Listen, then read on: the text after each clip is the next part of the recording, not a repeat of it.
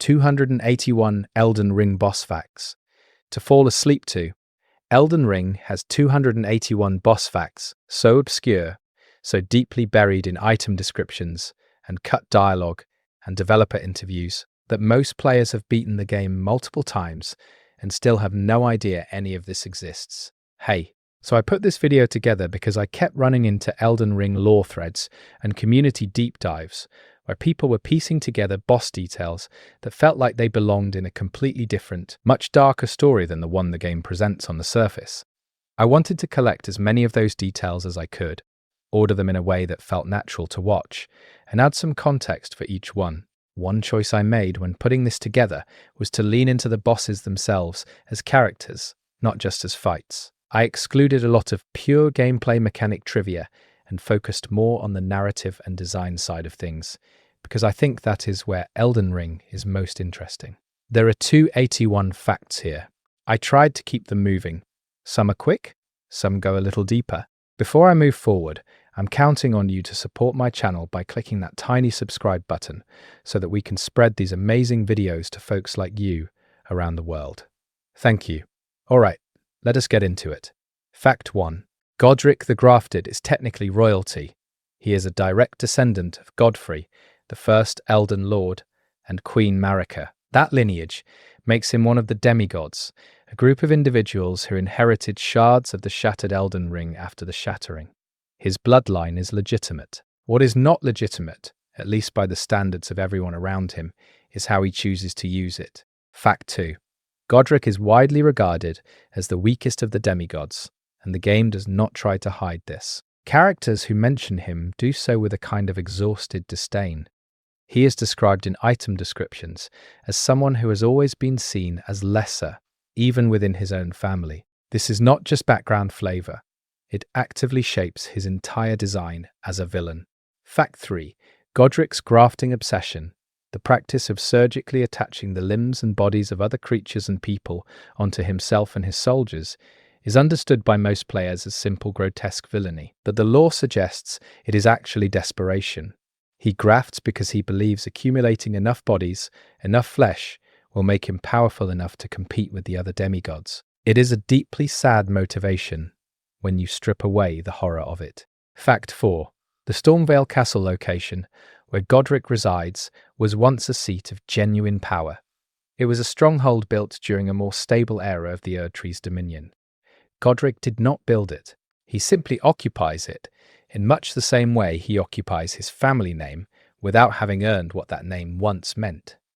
Fact 5. When Godric grafts the head of a dragon onto his arm during the second phase of his boss fight, this is not something he apparently does frequently or casually. The cutscene that plays before Phase 2 suggests he is making a desperate, irreversible decision in the moment. He mutilates himself mid-fight because he is losing. That single detail changes how the fight reads entirely. Fact 6. The dragon arm Godric grafts onto himself during Phase 2 is not just a cosmetic change. It breathes fire, which is a power Godric himself does not naturally possess. This points to the idea that grafting, in Godric's world, is a functional power transfer, and not merely symbolic. He is literally stealing the fire breath of a dragon by consuming part of it. Fact 7. Godric's armor set and item descriptions reference something called the Tarnished's Wizened Finger, which ties him into the broader mythology of the Tarnished being called back to the lands between. Godric's relationship to the Tarnished is complex. He fears them collectively, and his fortress is essentially a trap designed to stop them from advancing. Fact 8. There is a scripted event in Stormvale Castle where you can witness Godric executing one of his own soldiers by grafting the man's arm onto a new creature. This scene plays out with a kind of bureaucratic cruelty. Godric is not angry during it. He is almost bored. That tonal choice from the developers suggests grafting has become utterly routine to him, which is arguably more disturbing than if he seemed to enjoy it. Fact 9. Godric has a cousin named Godwyn the Golden, who was the most beloved son of Marika before his death. The contrast between Godwyn, universally admired, and Godric, universally dismissed, is intentional. Godric is essentially the shadow of what a golden demigod is supposed to look like. Fact 10. Godric's title is self-appointed.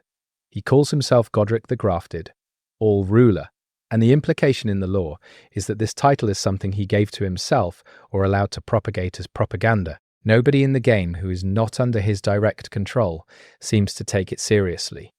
Fact 11. The soldiers who serve Godric at Stormvale are themselves grafted beings. Many of them have extra limbs, modified bodies, or are fused to their weapons and armor. This suggests Godric has been practicing his grafting philosophy on his military for long enough that it has become standard procedure. His army is a physical manifestation of his worldview. Fact 12. There is a version of Godric's boss cutscene dialogue that was not fully voiced in the final game, but exists in the game files. The dialogue suggests additional context for why he considers the Tarnished a particular kind of threat. It points toward him viewing them as a mirror, people who were stripped of grace, just as he was stripped of dignity, and fearing what they might accomplish because of it. Fact 13. Godric drops a remembrance when defeated, which can be converted into either his axe or his Elden Ring shard incantation. The incantation aspect of the Crucible is thematically connected to the Crucible, the primordial state of the Erd Tree before it fully formed. The fact that Godric's remembrance produces something tied to the Crucible rather than something tied to grafting is interesting. It suggests his power, whatever form it takes, is rooted in that ancient lineage rather than in his grotesque innovation. Fact 14. Godric is voiced in a way that suggests he was once more articulate. During his boss fight, his speech is boastful and slightly unhinged, but the vocabulary and cadence he uses points to someone who is educated, who grew up in a court environment, and who has not entirely lost that polish, even as he has lost everything else. Fact 15. There is an item in the game called the Godric Soldier Ashes, which lets you summon Godric soldiers as spirit companions. Their description notes that they were once ordinary people. The grafting did not create new species of beings. It transformed existing people, soldiers who swore loyalty to Godric, into these composite creatures. That detail shifts the horror from the abstract to the personal. Fact 16. Godric's castle contains a room with a painting depicting what appears to be a historical scene of a previous Elden Lord. Environmental storytelling like this is common in From Software games, and while this particular painting does not have a confirmed meaning, some researchers in the community read it as Godric attempting to surround himself with imagery of power he cannot actually touch. The castle is dressed up like it belongs to a great lord. The man inside it does not. Fact 17. The grafting mechanic that Godric uses has a real-world parallel in certain medieval beliefs about body augmentation and alchemical transformation. From Software has cited a range of mythological and historical sources for Elden Ring's lore, and some researchers suggest Godric's grafting draws loosely from medieval European ideas about composite creatures and unnatural forms of power. It is a stretch to call it a direct reference, but the thematic resonance is there. Fact 18. Godric is one of the few demigods in the game who is still alive at the start of the story. Many of the other demigods are either dead, transformed, or in some kind of stasis. Godric is actively awake, actively ruling, and actively afraid. That distinction matters. He is not a tragic remnant. He is a frightened man making increasingly desperate choices in real time. Fact 19. Margit the Fell-Omen is described in item descriptions and loading screen text as one of the omens, a group of beings born with horns and considered cursed by the Erd Tree's order. The omen curse is presented as something that happens at birth, something entirely outside the individual's control. This makes the persecution of omens one of the more quietly uncomfortable parts of Elden Ring's world building. Fact 20. Margit is not actually one of the omens in the traditional sense. He is, as revealed later in the game, a shackled form of Morgott, who is himself the last descendant of Godfrey and Marika. Morgott and Morgott's alter ego Margit are the same being presenting himself differently depending on context. Margit is the disguise, the way Morgott engages with the Tarnished before revealing his true form. Fact 23. 1. Morgott was born an omen, which in the lore's social order meant he was supposed to be sealed away beneath the city of Leyndell, as all cursed omen children were. He was imprisoned under the capital, in the sewers and depths of the city, simply for being born the way he was. The cruelty of this situation is that he is the legitimate heir to the Erd Tree's golden order, and that same order cast him out. Fact 22. Despite being persecuted and imprisoned by the Golden Order Society, Morgott dedicates his entire existence to protecting Leyndell, the capital city, and by extension, the Erd Tree itself. He fights to defend the system that rejected him. This is interpreted by many in the community not as Stockholm Syndrome exactly, but as a deep, almost tragic devotion to an ideal that Morgott genuinely believes in, even though it has never treated him as anything other than a monster. Fact 2003. Morgott's boss fight dialogue when he is defeated includes the line, "Foul tarnished, in the name of the Golden Order, be shattered." His final moments are spent invoking the order that locked him away as a child. That detail is one of the most deliberately heartbreaking character choices in the entire game. Fact 2004. Margit's first appearance in the game is on the bridge leading to Stormvale Castle, long before players reach Morgott in Leyndell. This is an intentional structural decision. From Software wanted players to encounter the character in disguise first, build a relationship with him as an obstacle, and then only later reveal the full depth of who he actually is. The Margit encounter retroactively recontextualizes once you know the truth. Fact 25. Margit carries a magical hammer and daggers in combat that are not physical objects. They are conjured from nothing, and the item descriptions for weapons, based on his weapons, suggest they are formed from grace itself, the divine energy of the Erd Tree. An omen, a being cursed by the Erd Tree's order, is drawing on the power of that same order to fight. The irony is clearly intentional. Fact 26. Morgott refers to the Tarnished with genuine fury but also with a kind of familiarity. His dialogue suggests he has fought off many Tarnished before the player arrives. He has been doing this, guarding the capital, presumably for a very long time. He is tired. And he keeps going anyway. Fact 27. The name Morgott is believed by some lore researchers to be a variation or corruption of the name Morvant, drawing on Arthurian and Celtic naming traditions that From Software frequently references. Whether that is the intended etymology or not, the naming convention across Elden Ring's demigods follows a consistent pattern rooted in real-world mythological traditions. Fact 28. When Morgott is defeated in Leyndell, he calls out to Marika in his death dialogue, asking why she does not grant him an audience. He has been trying to speak to his mother, the god of the lands between, and she will not acknowledge him. The abandonment is complete. He defends her realm, he invokes her order, and she never answers. Fact 29. There is an NPC character named Margit's Shackle in the game.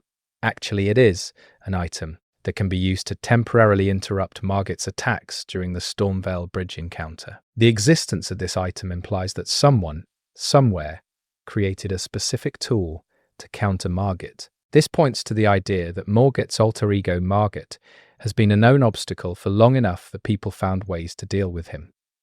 He is not a new problem. He is a very old one. Fact 30. Morgott's body, when examined after his death, shows the omen horns growing from his back and sides beneath his royal robes. He has been concealing them, walking through his city dressed as a king, while hiding the very thing that got him cast out in the first place. The visual symbolism of that, the hidden horns beneath the royal cloak, is something a lot of players miss entirely because the cutscene moves quickly. Fact 31. The Omen children, like Morgott, were not simply locked away as a precaution. Their horns were typically cut off in a process that is implied to be extremely painful and that does not actually remove the curse, only the visible sign of it. Morgott's horns were apparently not cut, or they regrew, or perhaps his royal birth protected him from the procedure. The lore is not explicit on this point, which is a deliberate ambiguity. Fact 32. There is a connection between the Omen curse and the Crucible, the ancient formative state of the Erd Tree, and all life in the lands between. The Omen's horns and tails are believed to be manifestations of Crucible energy, ancient life force that predates the current order. So in a twisted way, the Omens are closer to the original, true nature of the world than the Golden Order that persecutes them. Fact 33. Morgott's fight arena in Leyndell is in the throne room of the capital. Surrounded by statues and murals, commemorating a history he was excluded from. The room was built to celebrate the Golden Order and its champions. Morgoth fights and dies in a monument to everything that rejected him. That staging choice is not accidental. Fact 34. A small detail in the area around Margit's encounter location on the Stormvale Bridge. There are the bodies of previous Tarnished who tried to cross. They are not just dead. Some of them are positioned in ways that suggest they were specifically brought down by Margit and left there almost like a warning. He is leaving a message. Fact 35. After Morgoth's death, his Golden Order boss, Fog, disappears, and players can access the path to the Erd Tree. But the Erd Tree is on fire, sealed off by the flames of destined death. Morgoth died for nothing, in the sense that even his sacrifice could not keep the Erd Tree intact. The system he gave everything to protect collapses the moment after he falls. Fact 36. Rennala, Queen of the Full Moon, was not always a queen in the political sense. She was originally the head of the Raya Lucaria Academy, a school of sorcery dedicated to study of the moon and stars. Her power was academic and mystical before it was royal. Fact 37. Rennala met Radagon, who would later become the second Elden Lord, and controversially, an aspect of Marika herself, when he came to Raya Lucaria as a conqueror. She fell in love with him. He eventually left her to marry Marika. The specifics of how and why this happened are not made fully explicit in the game, but the emotional devastation it caused Rennala is central to her character. Fact 38. After Radagon left, Rennala entered a state of grief so profound it became magical. The students of the academy, disturbed by her condition, attempted to remove her Great Rune. The Great Rune is an amber egg that Radagon gave her, and it is implied to contain something of his power or his affection. The students' attempt to take it from her triggered a violent, magical breakdown. Fact 39. Rennala's first phase boss fight takes place with her surrounded by her students, who have been enchanted or corrupted by her grief magic.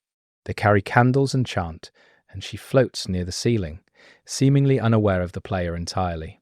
The design of this phase is meant to feel more tragic than threatening. She is not fighting you. She is barely present. Fact 40. The golden glow that Rennala emits in her first phase comes from whichever student is currently carrying a lit candle. Players must extinguish those students to bring her down from the ceiling and make her vulnerable. This mechanic is lore-consistent in an interesting way. The light that protects her is the devotion of the people around her, and to defeat her, you have to snuff out that devotion one by one.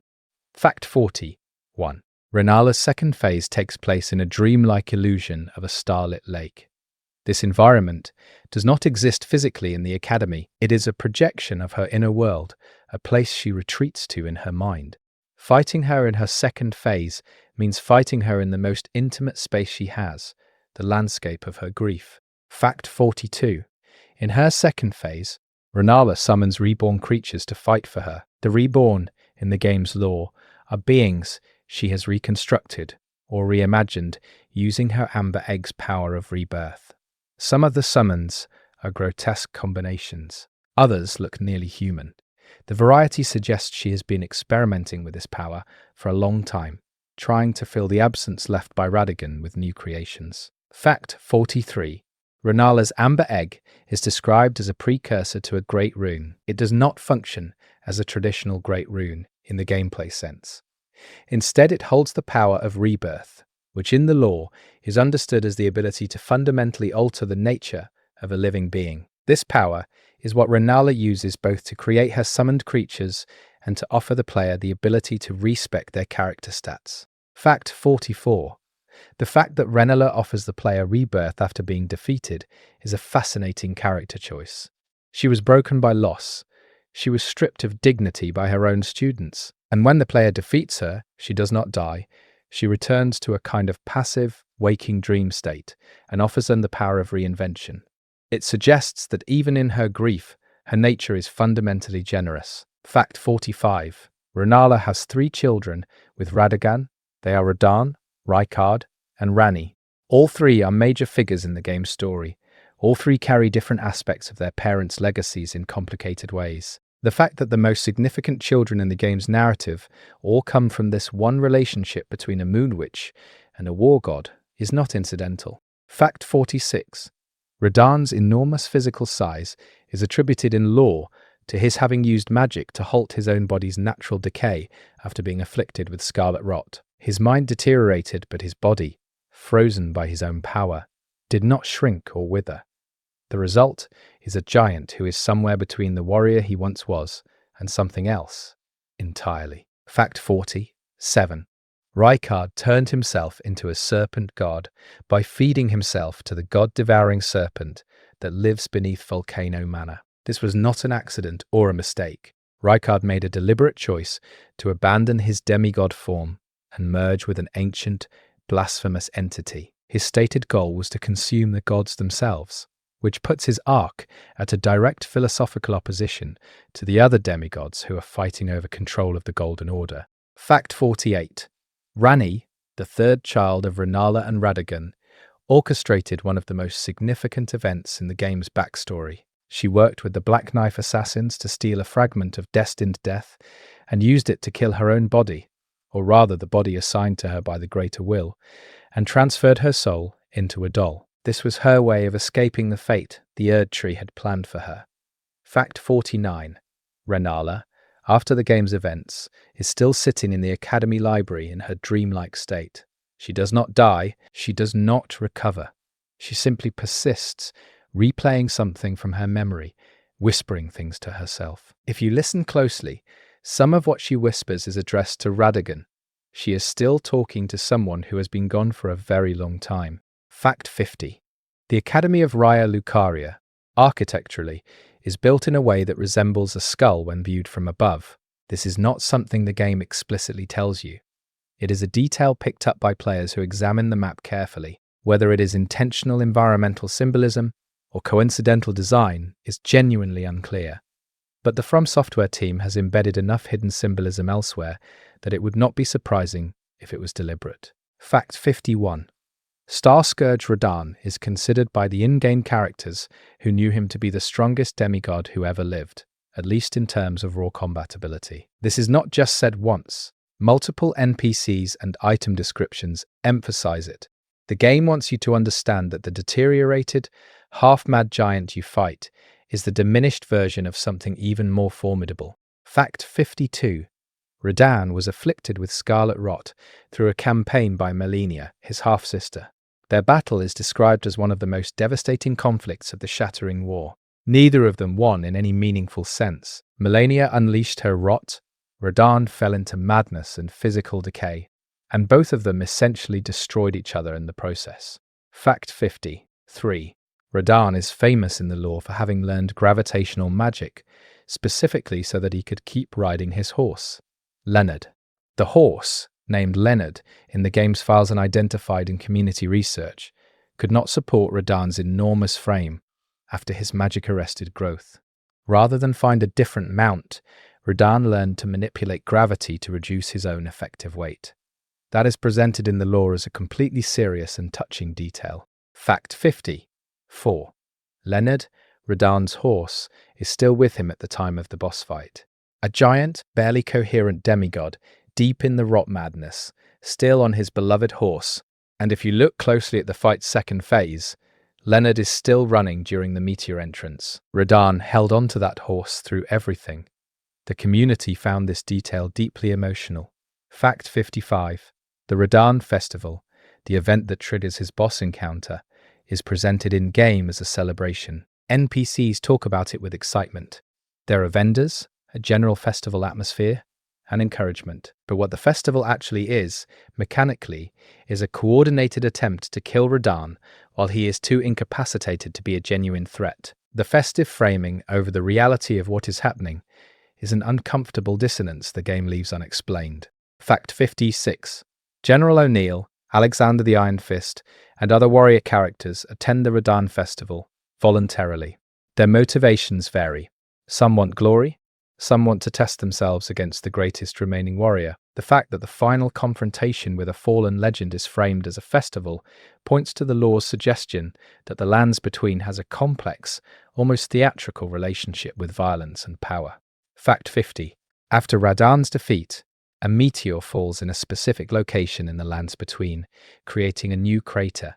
This meteor contains something connected to an important piece of the game's lore. The location where it lands and what is found there is directly tied to Nokron, the Eternal City, and accessing it requires Radahn to have been defeated. His death is not just a boss fight completion, it is a cosmic unlock. Fact 58. Radahn's gravity magic manifests during his boss fight as actual gravitational pulls and projectiles. His arrows curve through the air on trajectories influenced by his manipulation of physics. This is not just a cool visual effect. It is presented as a direct extension of his academic studies, gravity magic learned at Raya Lucaria, his mother's school. He is fighting with his education. Fact 59. The Radahn fight, particularly in its original state before a patch adjusted some of its hitboxes and timing, was considered by many players to be the most technically demanding encounter in the game. The developers at From Software noted in interviews that Radahn was designed to feel like fighting an event rather than just a boss. The open field arena, the multiple phases, the summons, it was all intended to feel like a war. Fact 60. Radahn's armor, the Radahn set, is described in item text as being crafted for Radahn specifically because no standard armor could fit him. His equipment was custom-made. Every piece of it was constructed to accommodate a body that had grown far beyond natural proportions through magical means. Fact 61. The Star Scourge epithet in Radahn's name refers to his holding back the stars. The lore suggests that the stars in the Elden Ring universe are not simply distant objects. They carry fates, destinies, and the movements of celestial entities. Radahn used his gravity magic to hold the stars in their positions, preventing them from moving and thereby preventing certain fates from advancing. When he falls, the stars move again. Fact 62. One of the stars that moves when Radahn falls carries a specific entity to the lands between. This is how Astel, natural born of the void, arrived. Astel is a boss encountered much later in the game in an underground lake, and its presence in the lands between is a direct consequence of Radahn no longer holding the stars in check. The cause and effect chain from one boss fight to another is one of Elden Ring's most impressive pieces of structural storytelling.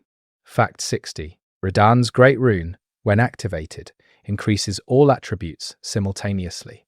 This is unique among the demigod Great Runes, which tend to have more specific effects. The universality of Radahn's rune suggests his power was not specialized in any one area. He was simply extraordinary across every dimension of capability, which is consistent with his reputation. Fact 64. There are smaller, weaker enemies called Radahn soldiers scattered throughout Caelid. These are the remnants of Radahn's army, still loyal, still fighting, even after their general has become a mindless, ravaging giant. They wear his colors, they carry his banners. An army without a general, still holding the line, is one of the quietest pieces of tragedy in a game full of quiet tragedy. Fact 65. Blade, a spirit wolf and loyal companion of Ranni, was present at the Radahn festival. He is found there by the player character. He fights alongside you if summoned. His presence connects two major storylines, Ranni's arc and the Radahn fight, in a way that suggests the festival was not just about warriors seeking glory. There were people with specific agendas present. Fact 66. Radahn in his prime, before the Scarlet Rot, was apparently a beloved and respected leader. His soldiers did not merely follow him out of obligation. The item descriptions for Radahn-themed equipment describe genuine loyalty and admiration. He inspired people. What players fight in Caelid is the ruin of someone who was once that. Fact 67. The Scarlet Rot that destroyed Radahn's mind is connected to Malenia, and Malenia is connected to the outer god known as the Scarlet Rot or the Rot God. Malenia never asked to carry this affliction. It was part of her nature from birth. So the destruction of Radahn is, in a certain reading, the collateral damage of an outer god using a demigod as a vessel. Neither Radahn nor Malenia is entirely responsible for what happened between them. Fact 68.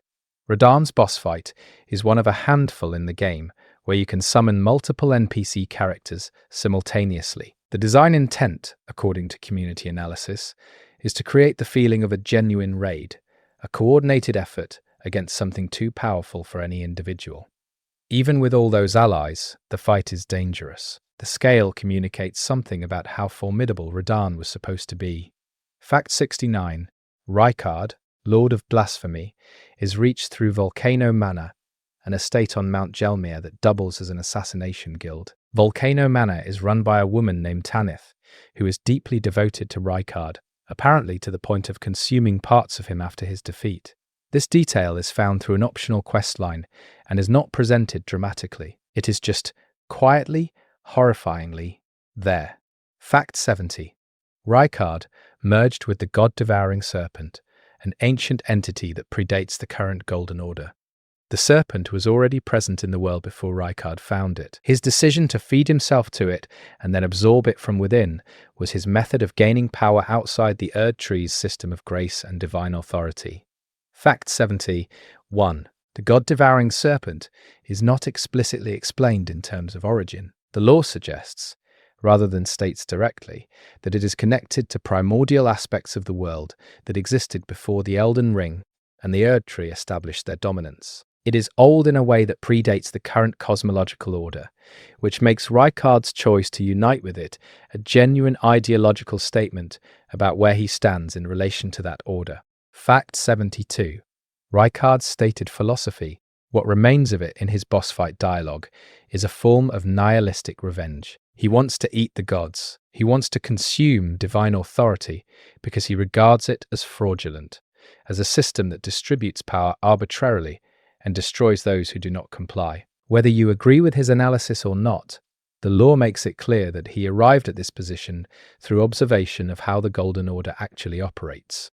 Fact 73. The weapon given to the player to fight Rykard, the Serpent Hunter, is found conveniently in the arena.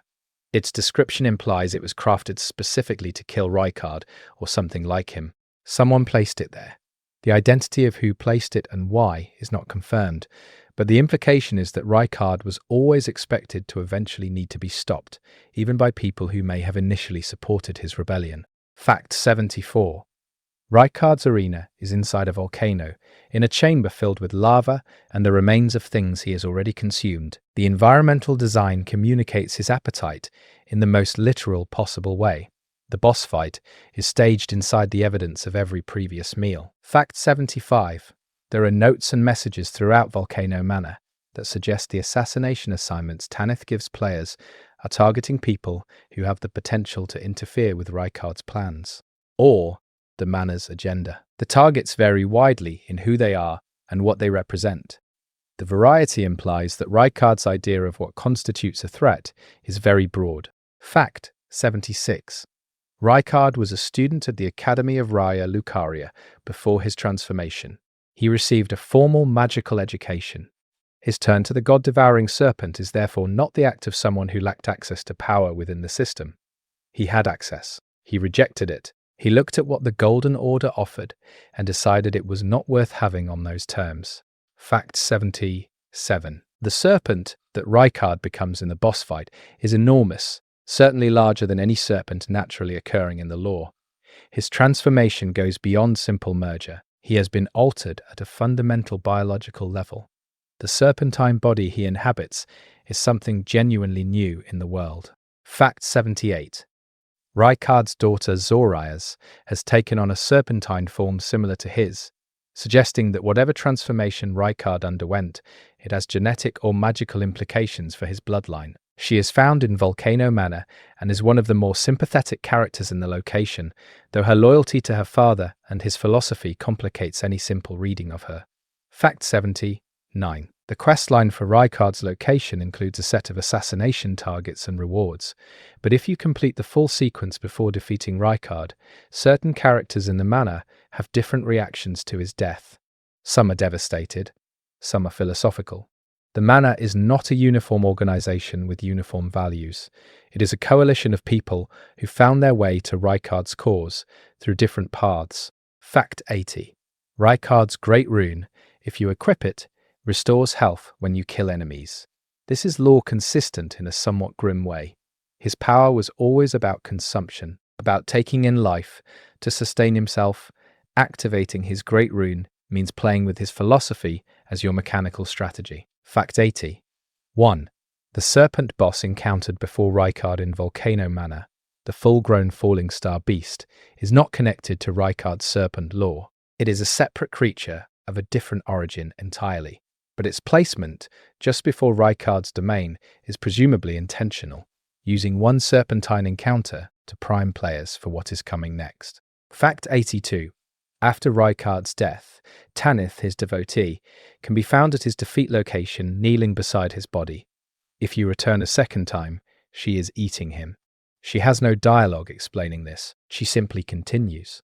Tanith's devotion to Rykard was apparently absolute enough that consuming his remains was the only response she could generate to his loss. It is one of the game's most unsettling optional discoveries. Fact 83. Malenia, Blade of Miquella, is widely considered the hardest boss fight in Elden Ring, and by extension, one of the hardest boss fights from software has ever created. But the character herself, beyond the mechanical difficulty, has one of the most layered backstories in the game. Fact 84. Malenia was born with scarlet rot as a part of her nature. She did not contract it, she did not acquire it through a curse. She was born this way as a consequence of being the child of Radagon and Marika, both of whom were divine beings with complicated relationships to the major supernatural forces of the world. The rot was always inside her. Fact 85. Despite her condition, Malenia trained herself into one of the most formidable sword fighters in the history of the Lands Between. She compensated for everything her body took from her through skill, discipline, and sheer determination. The prosthetic arm that replaces her natural one is not a sign of weakness, it is a sign of adaptation. Fact 86. Malenia's relationship with her twin brother Miquella is described throughout the game as one of profound mutual devotion. Miquella was apparently the only person who consistently tried to find a cure for Malenia's condition, developing sorceries and incantations aimed at treating the scarlet rot. Their bond is presented as the emotional center of both of their stories. Fact 80.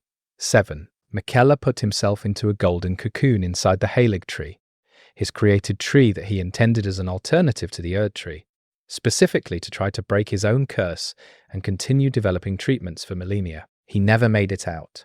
Mog, Lord of Blood, abducted the cocoon while Miquella slept inside, taking Miquella's body to his palace in the Mogwyn dynasty. Malenia does not know where her brother is. Fact 88. Malenia travelled to Caelid to fight Radahn, not because she was ordered to, but apparently of her own accord. The reasons why she specifically engaged Radahn are not fully clear in the base game's lore. What is clear is that the battle was devastating. Radahn's forces were destroying the region, and Malenia eventually unleashed the Scarlet Rot in a bloom of catastrophic power. The Scarlet Bloom Malenia unleashed in Caelid is referenced as one of the Scarlet Bloom events. It transformed an enormous portion of the Lands Between into the rot-infested wasteland players encounter when they reach Caelid. The scale of destruction that came from that single bloom puts Malenia's power in a terrifying perspective even before players ever see her boss fight. Fact 90. Malenia's boss fight includes a move called Waterfowl Dance, a flowing sequence of attacks derived from a specific sword-fighting discipline developed through her prosthetic arm technique. The move became famous in the Elden Ring community for its extreme difficulty and tight timing windows. Multiple breakdown videos and analyses of just this single attack were made by the community within weeks of the game's release. Fact 91. Malenia has lifesteal on every hit during her boss fight. She recovers health when her attacks connect, even if the player blocks them. This mechanic is tied directly to her lore, specifically to the Scarlet Rot's feeding nature. She does not just fight, she sustains herself through the act of fighting, which is its own kind of tragedy. Her survival mechanism is violence. Fact 92. Malenia's second phase involves her sprouting wings and transforming into a form associated with the goddess of Rot, a divine entity that the outer god of Scarlet Rot appears to be positioning Malenia to become. The wings, the transformation, the title change in the boss health bar, all of it suggests that the second phase is not just a new set of attacks, it is a partial apotheosis. She is becoming something she never asked to become. Fact 93. The Halig Tree, Malenia's home territory, is one of the most optional and well-hidden areas in the game. Players who never explore off the main path never encounter it. It requires finding two halves of a secret medallion, which are located in opposite corners of the map. The deliberate hiddenness of Melinia's domain mirrors her character. She is not easily found. She is not easily reached. She was never meant to be easy. Fact 94. Melinia's armor set is one of the most visually distinct in the game. The prosthetic arm, the half-shattered helmet, the golden filigree, it is all very deliberately designed to look like something that was once immaculate and has been worn down by a lifetime of war. The cracks in the armor communicate something about the person inside it. Fact 95.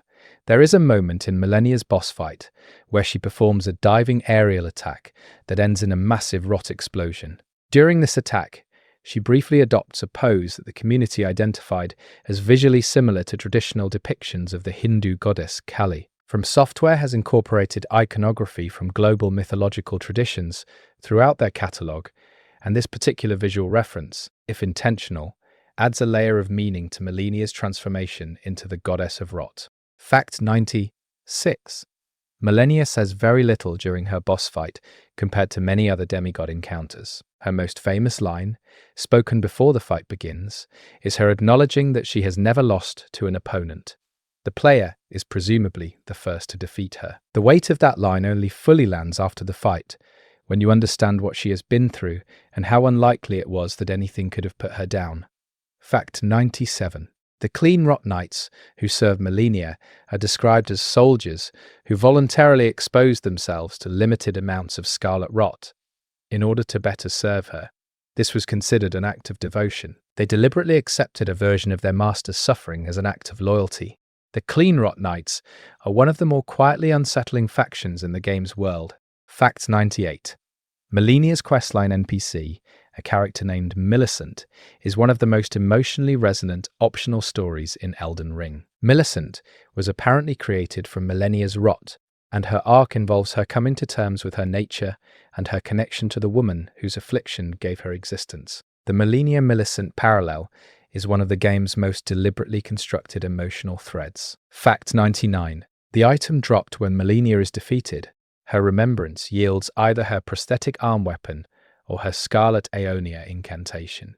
The incantation, when cast, produces a rot bloom identical to the one she unleashed in Caelid. Giving the player access to her most catastrophic ability as a reward is a specific choice that the game makes without comment. Fact 100.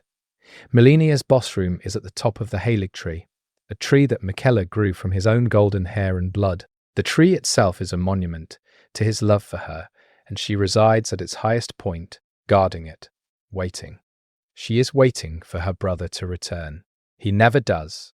He is still in that cocoon in Mogwyn Palace. Fact 101.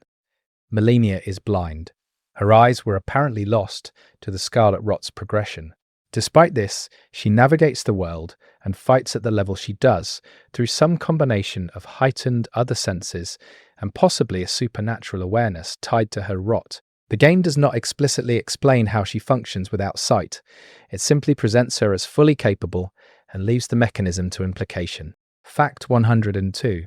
In the Shadow of the Erdtree DLC, which expanded on Miquella's story significantly, additional context is given for the relationship between Melinia and Miquella and for what Miquella's plans actually were. The revelations in the DLC recontextualize some of the base game's reading of Melinia's story. The community's interpretation of her motivations shifted somewhat after the DLC's release, though the core tragedy of her situation remains. Fact 103. Maliketh, the Black Blade, is the Empyrean's shadow, specifically Marika's shadow. Every Empyrean, a divine being potentially capable of becoming a god, is assigned a shadow, a being created to serve, protect, and ultimately carry out difficult tasks that the Empyrean cannot or will not do personally. Maliketh's entire existence is defined by his service to Marika. Fact 104. Maliketh was trusted by Marika with a fragment of destined death, which is the power of true permanent death, as opposed to the endless cycle of rebirth maintained by the Erdtree. He sealed it within his own body, specifically within a blade-like protrusion from his body called the Black Blade. Carrying destined death inside himself is described as both a power and an affliction. Fact 105. The reason destined death needed to be sealed at all is one of the more significant pieces of lore in the game. The Erd Tree's system of rebirth, the sites of grace, the revival of the dead, it all works because destined death is suppressed. If it were unleashed fully, beings would die permanently. The Erd Tree's cycle would break, and the entire metaphysical infrastructure of the lands between would collapse.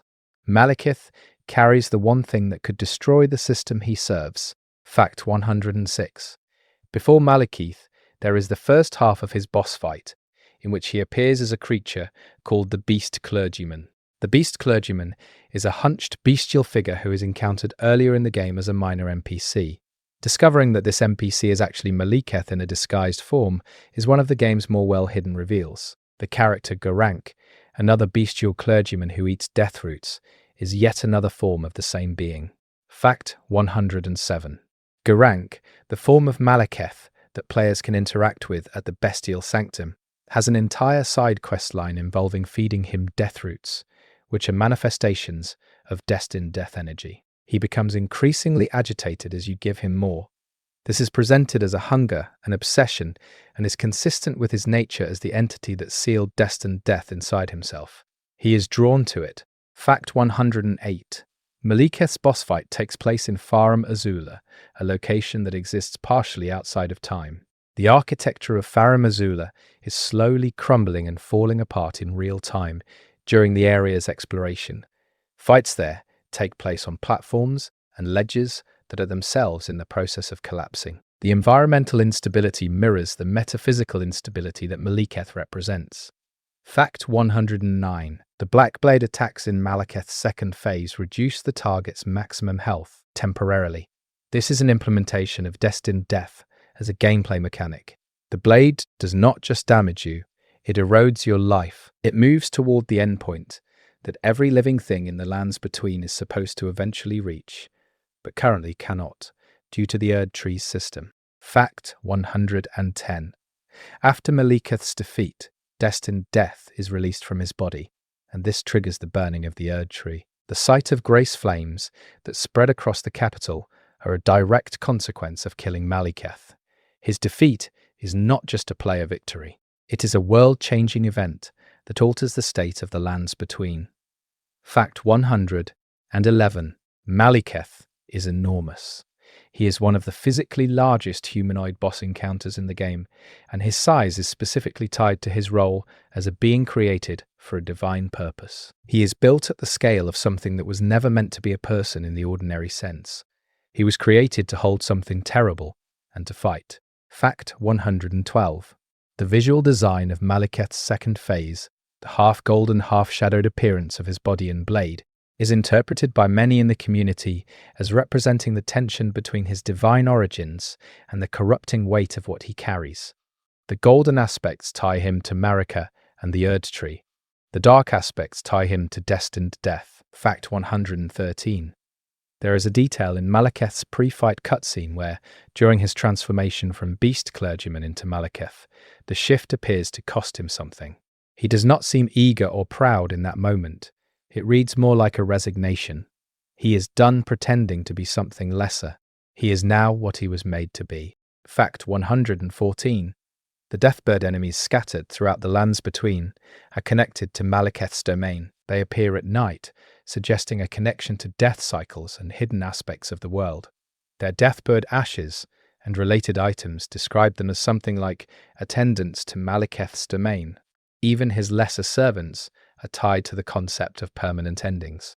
Fact 115. Malekith has a lore connection to the Glowmide Queen, a figure who is mentioned in several item descriptions as a predecessor or counterpart to Marika's Godskin enemies. The Godskin apostles and Godskin nobles were apparently servants of this queen, and their conflict with the current order is partially connected to Malekith's role in suppressing destined death. Fact 116. The Black Knife assassins who carried out the Night of Black Knives, the event where Godwyn the Golden was killed, used blades imbued with stolen destined death. The fragment of destined death used was taken from Malekith's body, presumably while he was in the Beast Clergyman state, possibly while he was less guarded. The vulnerability of such a powerful being, asleep or distracted, having part of his essence stolen, is a detail that complicates the simple image of Malekith as an unconquerable guardian. Fact 117. Malekith's loyalty to Marika is absolute and unquestioning in a way that other characters in the game are not. He is not navigating political allegiances or personal ambitions. He was made for a specific function, and he performs it. The tragedy of his character, if there is one, is that he is entirely defined by his purpose, and has apparently never had the option of being anything else. Fact 118. Godfrey, the first Elden Lord, was the first king of the lands between under Marika's divine authority. He was a warlord named Hawara Lux before Marika elevated him, and their marriage established the political and spiritual framework that defines the game's backstory. Fact 119. Godfrey was eventually exiled by Marika. The reason given in the lore is that Marika needed to remove his grace, the divine connection to the Erd Tree, in order to create a new type of people, the Tarnished. The Tarnished are defined by having lost their grace, and Godfrey was, in a sense, the first of them. Marika exiled her own husband to create the conditions for a new kind of hero to eventually return. Fact 120. The exile of Godfrey was not a punishment. Marika did not exile him because he had done something wrong. She did it as a calculated act. She needed him to leave. She needed him to go out into the world beyond the lands between, to exist without grace, to prove that a Tarnished could survive and persist without divine support. He was the prototype. Fact 121. Godfrey spent centuries in exile. During that time, he became Hawara Lux again, his original identity as a warrior. He fought wars in the outer lands. He gathered followers. When the Elden Ring shattered and the Tarnished were called back, Godfrey returned too, now at the head of an enormous company of warriors who had followed him into the outer world. Fact 122. Godfrey's boss fight in Leyndell is unique in that it has two fully distinct phases that feel like two entirely different encounters. The first phase, as Godfrey, involves a disciplined weapon-based fighting style appropriate to a general and king. The second phase, as Hawara Lux, strips everything away and becomes a raw, brutal wrestling-based combat style. The transition communicates something about which identity is underneath the other. Fact 123. Hawara Lux, Godfrey's original self, is a savage and direct combatant who attacks with his bare hands and stomps and grabs. This is not a man who learned martial arts. This is a man whose most fundamental combat instinct is to grapple, to physically dominate through overwhelming strength. The kingship was a layer placed over that instinct. The boss fight removes the layer. Fact 124.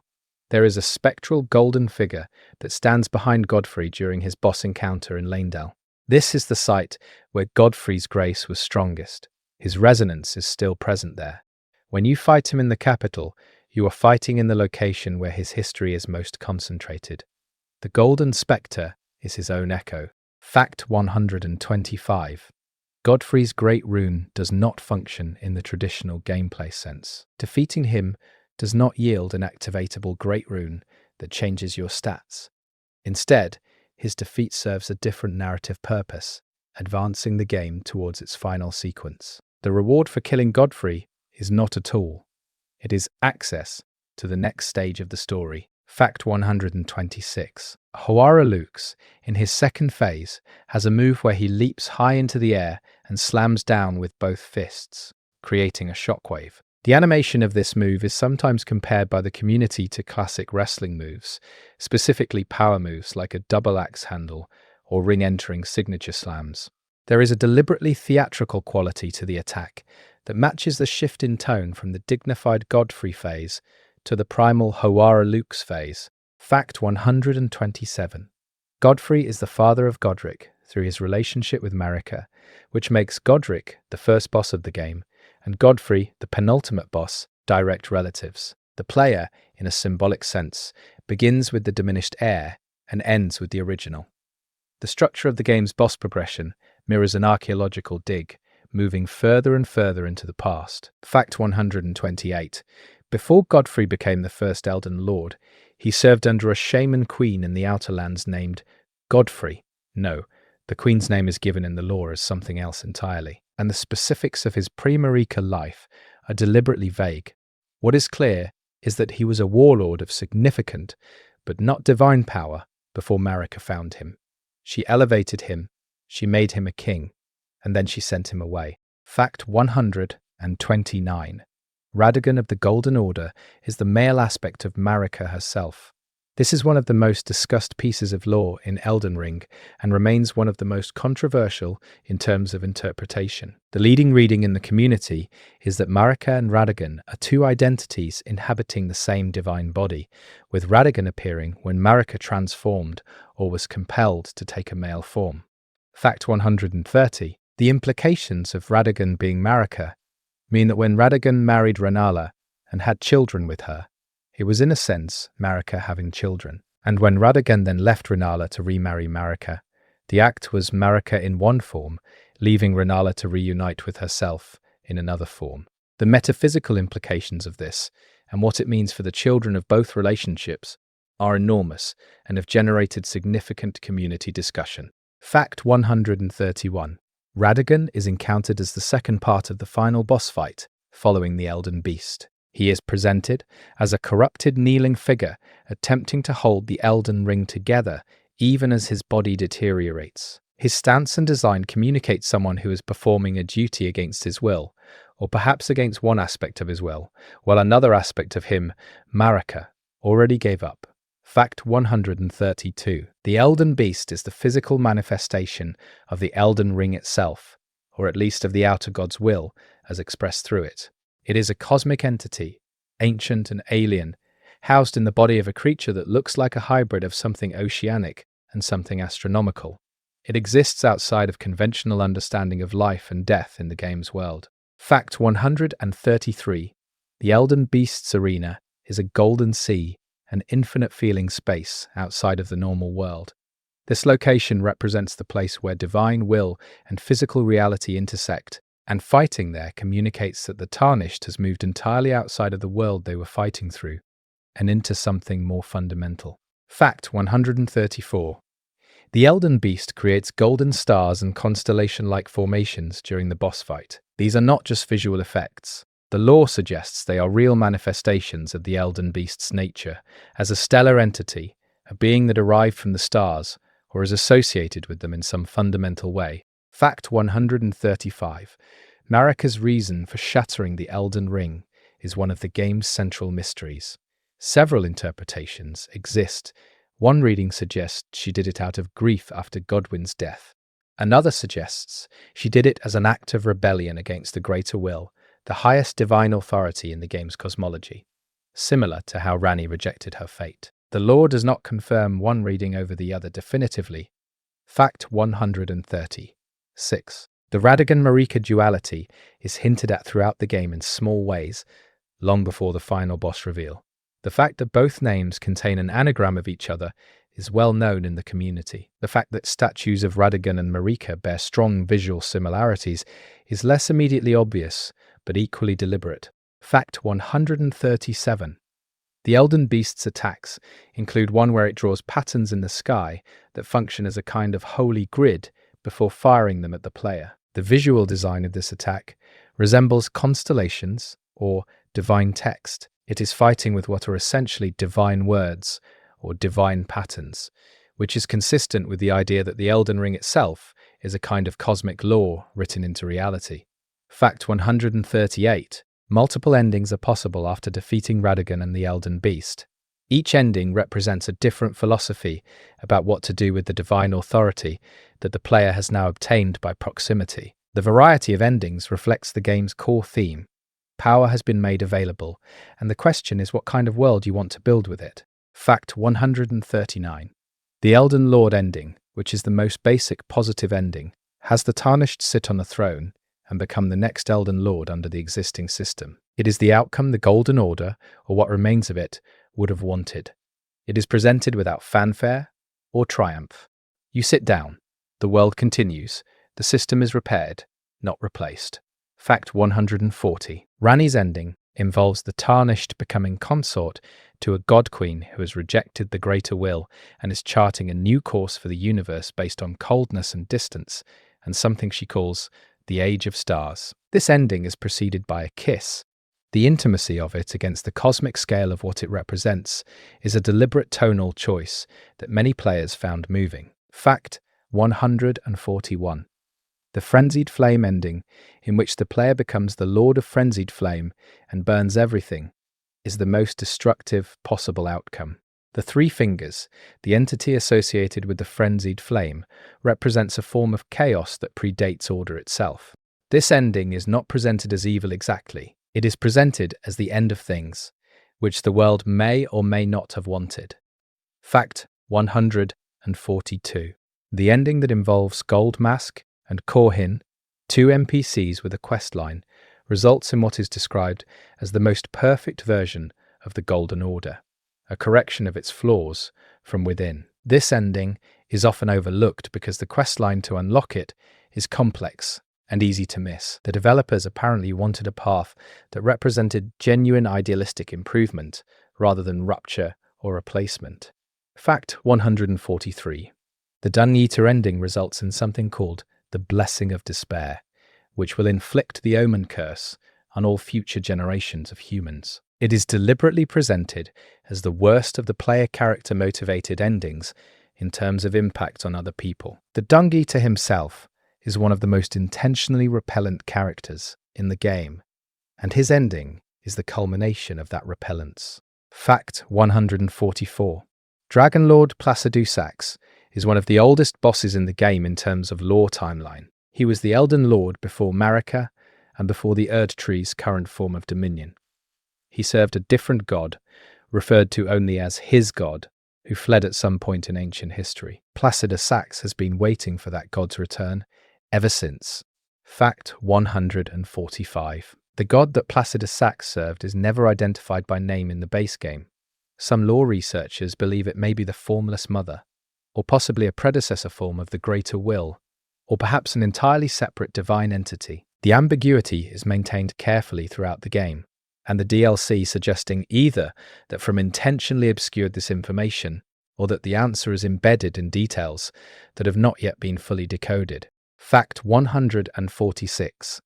Placidusax is accessed by lying down in a specific spot in Farum Azula, a location that exists partially outside of time. The act of lying down causes the world to dissolve and bring you to his arena, which suggests that reaching Placidusax requires a kind of surrender or willingness to step outside the normal flow of reality. The mechanic matches the mystical context. Fact 147. Placidusax has two heads, which is unusual even among the ancient dragons in the game. The two-headed dragon design is used across mythologies worldwide to represent duality, guardianship in multiple directions, or the tension between two natures. In Placidusax's case, the dual heads are sometimes read as representing the two divine entities he has served or connected to across his extraordinary lifespan. Fact 148. Placidusax's fight begins with him emerging from a storm of lightning and golden light. The entrance animation is one of the most cinematic in the game and was designed specifically to communicate scale, both physical scale and historical scale. You are not fighting a dragon. You are fighting time itself, in a sense, something that should not still exist. Fact 149. Placidusax uses an ability that causes him to briefly vanish from the arena before reappearing and attacking. This move is visually interpreted as him slipping through time rather than moving through physical space. Everything about his design and moveset reinforces the temporal displacement of his existence. Fact 150. The Elden Ring community has noted that Placidusax is optional, deeply hidden, and that most players on a first playthrough will never encounter him. This makes him, in a way, the most tragic boss in the game. He is waiting. He has been waiting for his god's return for longer than most of the world's current history, and most people who walk through the world he is hidden within will never even know he is there. Fact 151. Placidusax drops a remembrance that yields either the Placidusax's Ruin incantation or the remembrance of the Dragonlord weapon. The incantation, when cast, fires a beam of golden destruction that visually resembles what the dragons of the ancient era were presumably capable of. The item is a window into what fire-breathing power looked like before it was diminished by the passage of millennia. Fact 152. There are smaller dragon boss encounters throughout the game, including Aghiel, Exyx, Grail, Smaragd, and others. These lesser dragons are understood to be descendants or remnants of the ancient dragon civilization that Placider Sax once presided over. Placider Sax is their dragon lord in a historical sense. He once commanded beings that are now scattered field bosses fought on cliffsides. Fact 153. The aging dragon communion law describes a practice of eating dragon hearts to absorb their power. This practice, offered to the player as a gameplay system, is connected to ancient agreements between dragons and whatever forces shaped the early world. Placider Sax's role as Dragon Lord presumably meant overseeing or sanctioning this kind of communion at some point in history. Fact 154. Placider Sax's arena is described in the lore as a place where time has collapsed or become circular. The ground in his arena contains geological strata that corresponds to different historical periods, all compressed into a single visible layer. The environment is a visual shorthand for extreme age. Fact 155. Some lore researchers believe that the reason Farum Azula is crumbling and partially suspended in clouds is that it was never fully anchored to the regular world even when it was built. It was always a kind of transitional space, connected to something outside of normal reality. Placider Sax's presence there is not incidental. He is where he was always meant to be, in the place that exists between worlds, still waiting. Fact 156. Astel, natural born of the void, is one of the most visually distinctive boss encounters in the game. It resembles a creature assembled from insectoid and alien components, enormous in scale, and it is encountered at the bottom of an underground lake that should not exist at the depth it is found. Fact 157. The term natural born in Astel's name is specific in the lore. It distinguishes Astel from constructed or created beings. Astel did not come from the Erd Tree or any other known divine source. It came from the void, meaning outer space in the context of the game's cosmology. And it was born there, naturally, as part of whatever ecosystem exists beyond the world of the lands between. Fact 158.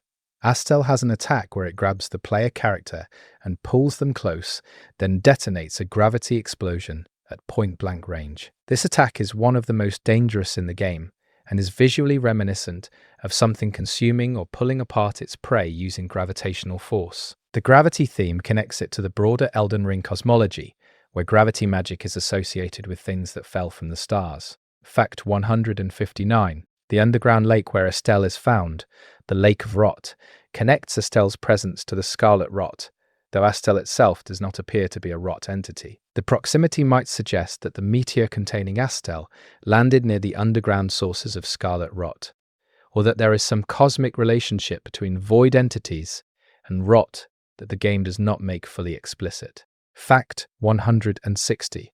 Astel appears twice in the game. The second Astel, called Astel, Stars of Darkness, is found in a different underground location and is encountered later in the game's progression. Having two versions of the same type of entity suggests either that Astel is not a unique individual or that multiple entities of this type arrived from the void at different times or locations. Fact 161. The remembrance item from Astel yields either the Bastard Stars weapon or the Waves of Darkness incantation. Bastard Stars is a flail-type weapon that launches miniature stars and black holes at enemies. The visual effect of this weapon is one of the most visually elaborate attack effects in the game, and the weapon itself is difficult to use efficiently, but spectacular in the right circumstances. Fact 162. Astel's defeat is connected to accessing Ranni's questline endpoint. To complete Ranni's story and unlock her ending, the player must pass through the Lake of Rot and defeat Astel. This links a cosmic alien entity to the storyline of a character who is trying to break free from divine authority. There is a reading where Astel is a guardian of the path to Ranni's liberation, positioned there either by chance or by some force that knew someone would eventually try to walk that road. Fact 163. Astel's skull can be found in a different location in the game, woven into the scenery as an environmental object. This is a From Software tradition of embedding the remains of things into the environment as decoration and passive lore-telling. The fact that Astel's skull exists as scenery suggests the entity has been in the world long enough to have become part of its architecture. Fact 164. Lich Dragon Fortisax is one of two major dragon boss encounters that require completing specific NPC questlines to access. He is connected to Goldwyn, or rather to what Goldwyn has become. Goldwyn the Golden, the most beloved son of Marika, was killed on the Night of Black Knives. But his death was strange. He was the first to die by destined death, but his soul did not depart. His body died, but he lingered, trapped in a state called the death of the soul. Fact 165. Fortisax was a companion of Goldwyn, a dragon who fought alongside him in ancient wars. After Goldwyn's bizarre death that was not fully death, Fortisax descended to where Goldwyn's body lay and has been there ever since, fighting a losing battle against the encroaching death blight that surrounds Goldwyn's remains. He has been fighting alone for what the lore implies is a very long time. Fact 166. The fact that Fortisax is still there, still fighting, is one of the more quietly devastating details in the game. He is not winning. The Deathblight is clearly consuming the area around Goldwyn's resting place, but he has not left. He was Goldwyn's friend and companion, and that relationship, which predated the current Divine Order, has outlasted that order's stability. Fact 167. To fight Fortisax, the player must enter a dream state, similar to the mechanic for reaching Placidusax. The dream mechanic for both dragon encounters connects them thematically as beings operating outside of normal time or normal waking reality. Fortisax exists in the grief of an ancient friendship. Placidusax exists in the wait for a god who will never return. Both are accessed by surrendering to something beyond the regular flow of experience. Fact 168. Fortisax uses lightning in his boss fight, consistent with the ancient dragon lightning that predates the Erd Tree's divine fire. Ancient dragon lightning is coded in the game as something older and in some ways more fundamental than the golden fire associated with the current divine order. Fighting Fortisax means fighting with the weather of a different age. Fact 169. Defeating Fortisax yields a remembrance that gives access to the Lich Dragon Fortisax's lightning spear incantation. This incantation is one of the most visually impressive in the game, calling down enormous bolts of ancient lightning. Using it feels like invoking something from a mythological era, which is entirely appropriate given its source. Fact 170. Lich Dragon Fortisax being a Lich Dragon is a specific designation. In the game's lore, a Lich Dragon is a dragon that has been corrupted or transformed by exposure to death-related energy. Fortisax's proximity to Goldwyn's death-tainted body, over what appears to be centuries or longer, has altered him. He is no longer just a dragon. He is something that has been partially consumed by the thing he refused to leave behind. Fact 171.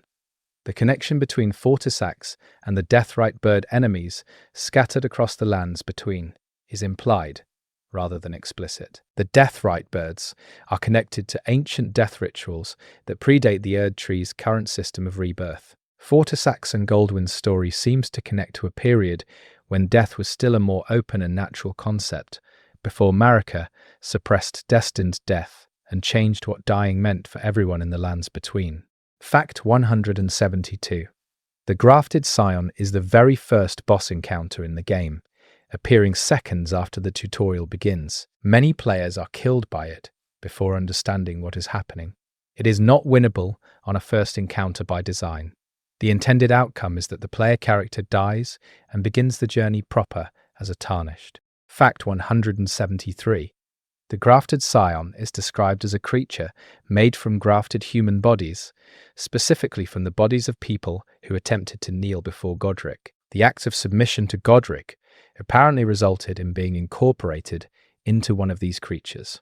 The very first enemy in the game is a product of Godric's philosophy, which sets the tone before players have any context for what Godric represents. Fact 174.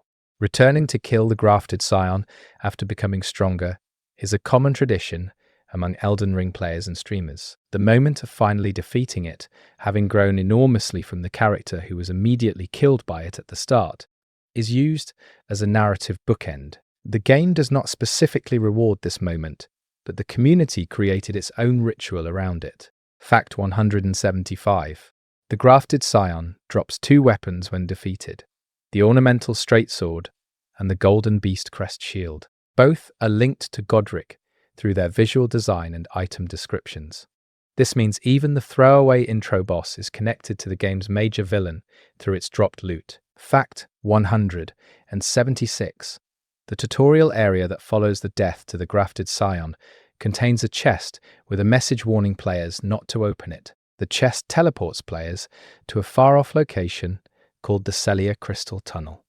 This is a From Software tradition of including a dangerous trap in the tutorial area, testing whether players follow instructions or ignore them. It is a gentle, slightly punishing introduction to the game's philosophy of player agency. Fact 177.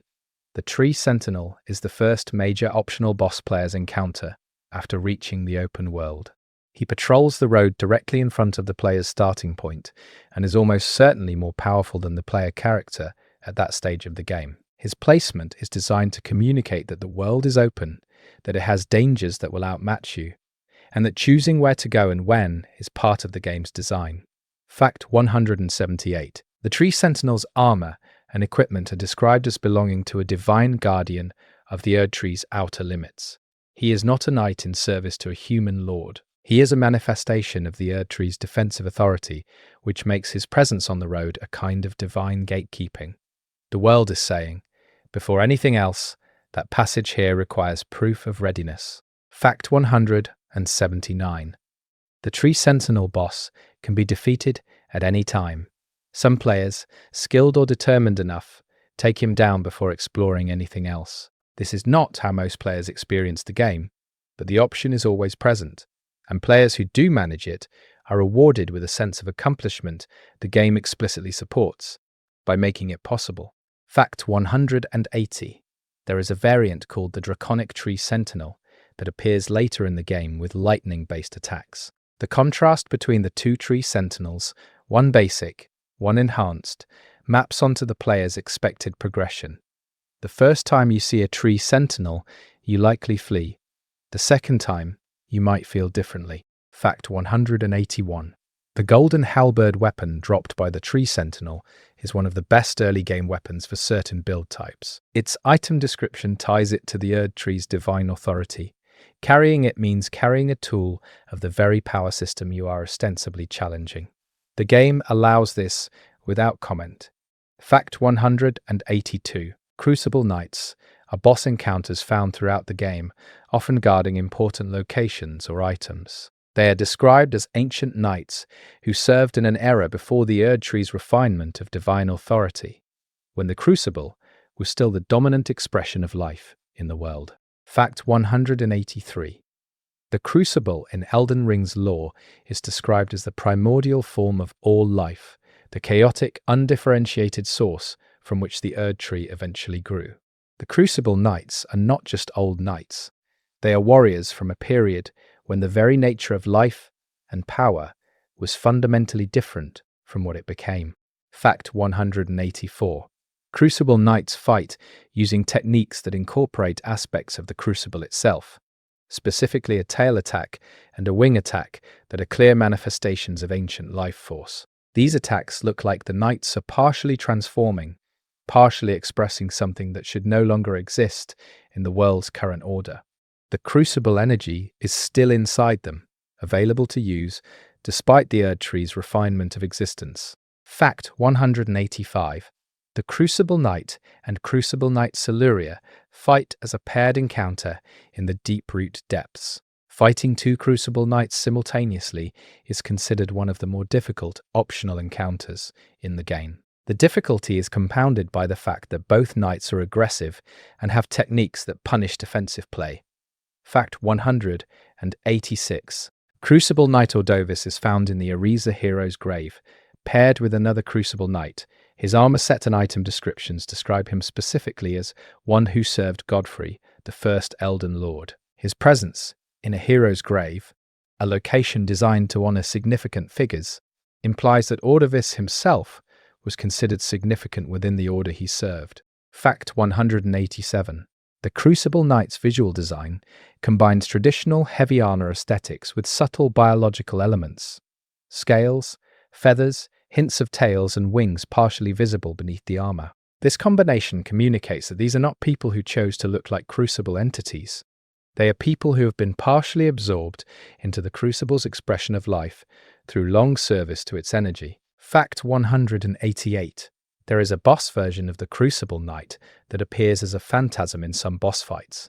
This is not a physical entity but an apparition, which points to the idea that the Crucible Knight's connection to the ancient order of the Crucible is so fundamental that something of them persists, even in spectral form in locations connected to their service.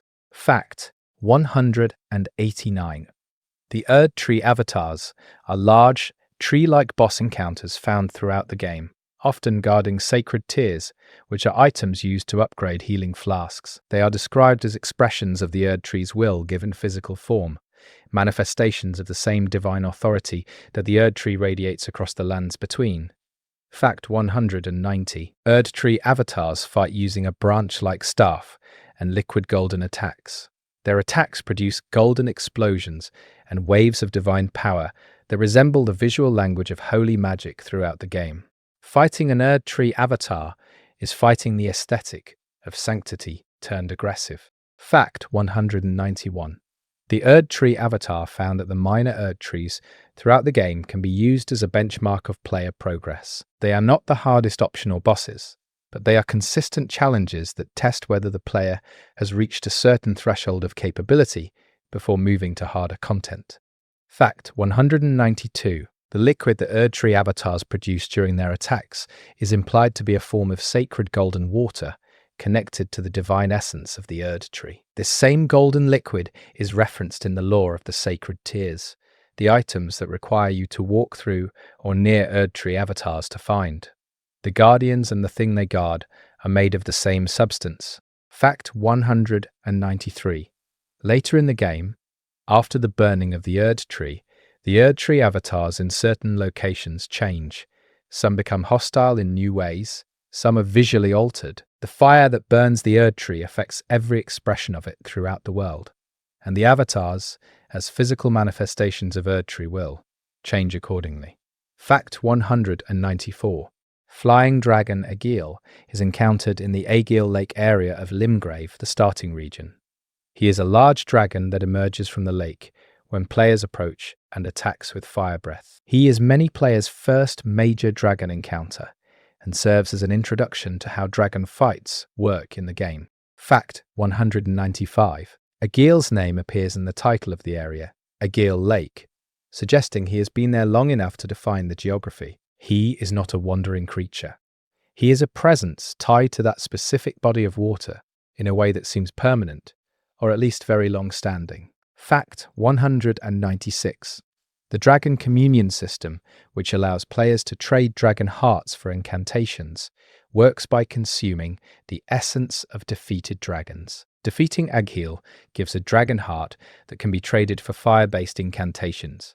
The mechanic frames every dragon fight as simultaneously a battle and a ritual of consumption, which has real precedent in the game's lore around ancient humanity's relationship with dragons. Fact 197. There is a nomadic merchant named Kale in the Church of Eleh, near Aegil Lake's area. Kale's presence near the dragon suggests either that he has been surviving in proximity to the dragon through some combination of luck and caution, or that there is something in the game's world building that explains why certain small settlements exist near large, dangerous creatures without being destroyed. Fact 198. Aegil uses fire breath attacks that can cover large areas and deal significant damage to unprepared players. The dragon fire in Elden Ring is generally associated with either the ancient dragons who predate the Erd Tree or with divine power, and Aegil's specific fire type is connected to the former, suggesting he is a remnant or descendant of the ancient fire-breathing lineage. Fact 199. The Knight's Cavalry are spectral knights that patrol specific roads in the lands between, only during nighttime in the game. They do not appear during the day. This mechanic creates a specific kind of time-sensitive encounter that rewards players who explore at night, or punishes them depending on their capability level. Fact 200. Knights cavalry are described in item descriptions as ancient knights who patrolled the roads in a previous era and now persist as spirits, unable to stop performing their original function. They are not malicious exactly. They are simply executing a duty that has long outlasted the context that gave it meaning. The duty is all that remains. Fact 201. Some knights cavalry drop weapons or armor pieces that have unusually detailed item descriptions about their original service. These items point to a period of the Lands Between's history when road patrols were necessary in a different way than they are now, when the civilization that existed was stable enough to require systematic protection of transit routes. Fact 202. Knights cavalry bosses are not typically the hardest encounters in any given area. They are mid-tier challenges designed to be meaningful obstacles that reward either preparation, timing, or skill at reading attacks. Their design is clearly aimed at a specific experience: the danger of the road at night, the sense that moving through the world after dark carries additional risk. Fact 203. Multiple Knights cavalry bosses carry the same or similar weapon, the Knight Rider flail or associated curved sword type. The repetition of equipment type across multiple instances suggests these knights all belong to the same order or received the same standard issue armament. They were a unified organization in life, and their spectral repetition in death reflects that uniformity. Fact 204. There is a Knights cavalry encounter in the mountaintops of the Giants region that uses a more powerful version of the standard attacks and is positioned near a location with significant story importance. The placement of Knights cavalry at locations with lore significance throughout the game seems intentional. Their patrol routes in death follow the same paths their patrol routes in life once took, and those paths passed through the places that mattered. Fact 205. Bell-bearing hunters are boss encounters that appear at specific merchant locations after dark, replacing the NPCs who occupy those spots during the day. They hunt people who carry bell bearings, the items used to access twin maiden husks for purchasing goods. Their existence creates a specific threat. The commerce infrastructure of the game world has an enemy specifically targeting it. Fact 206. Bell-bearing hunters are among the more surprising encounters in the game because they appear in locations players consider safe, specifically the sites of merchant activity. The subversion of safety is consistent with From Software's general design philosophy, but the bell-bearing hunters take it further than most by replacing friendly characters with hostile ones at specific times. Fact 207. The lore behind bell-bearing hunters suggests they were once part of a guild or order dedicated to recovering stolen or lost bell bearings. Their transformation into hostile nocturnal threats is not fully explained in the game text. They exist as a mystery that the player can observe, but never fully decode from the available lore. Fact 208. Bell-bearing hunters are fast and aggressive relative to what players might expect from an ambush encounter in what was previously a safe area. The difficulty spike of unexpectedly encountering one is part of their design function. The game is reinforcing that nowhere is permanently safe, and that the world continues to be active and dangerous regardless of what the player has accomplished. Fact 209. The Black Knife Assassins are enemies and boss encounters connected to one of the most significant historical events in the game's backstory. The Night of Black Knives, when a fragment of destined death was used to kill Godwyn the Golden, was carried out by these assassins. Fact 210. Black Knife Assassins are described as female warriors who served the Black Knife conspiracy. Their motives are connected to either Rani's plan or to a broader rejection of the fate that the Greater Will had assigned to Imperials like Rani. The event they participated in changed the history of the world and is one of the foundational events of the entire game setting. Fact 211. The black knife weapon used by these assassins can be obtained in the game and features an art called Blade of Death, which fires a projectile that slowly drains an enemy's maximum health over time. The mechanic directly mirrors the assassination technique used on Godwyn, draining not just health but the very potential for life. It is one of the game's most lore-consistent weapon arts. Fact 212. The Black Knife Assassin boss encounters found in catacombs and tombs throughout the game are individual members of the conspiracy who have survived or persisted in some state for an extremely long time. Whether they are alive, undead, or something else is not specified. They continue to function, to use their knives, to be lethal. Fact 213. The black knife armor, which renders the wearer nearly silent, is connected to the assassination methodology used on the Knight of Black Knives. The assassins moved silently, struck without warning, and disappeared. The armor is a piece of historical evidence for how the event was carried out. Fact 214. Alecto, Black Knife Ringleader, is one of the more challenging optional boss encounters in the game. She is found in the Ringleader's Evergale in a remote area of the map. Her status as the ringleader of the Black Knife conspiracy makes her a significant historical figure encountered as a combat challenge. And her mastery of the Black Knife techniques makes her fight feel like engaging with living history. Fact 215. The Black Knife conspiracy and its connection to Ranni is one of the game's more controversial lore discussions. Whether Ranni organized the Knight of Black Knives to escape her own fate while sacrificing Godwyn's, or whether the relationship between Ranni and the conspiracy is more complicated, is a point of genuine disagreement in the community, based on the available text and visual evidence. Fact 216. The Ancestor Spirit is a boss found in the Siofra River underground area.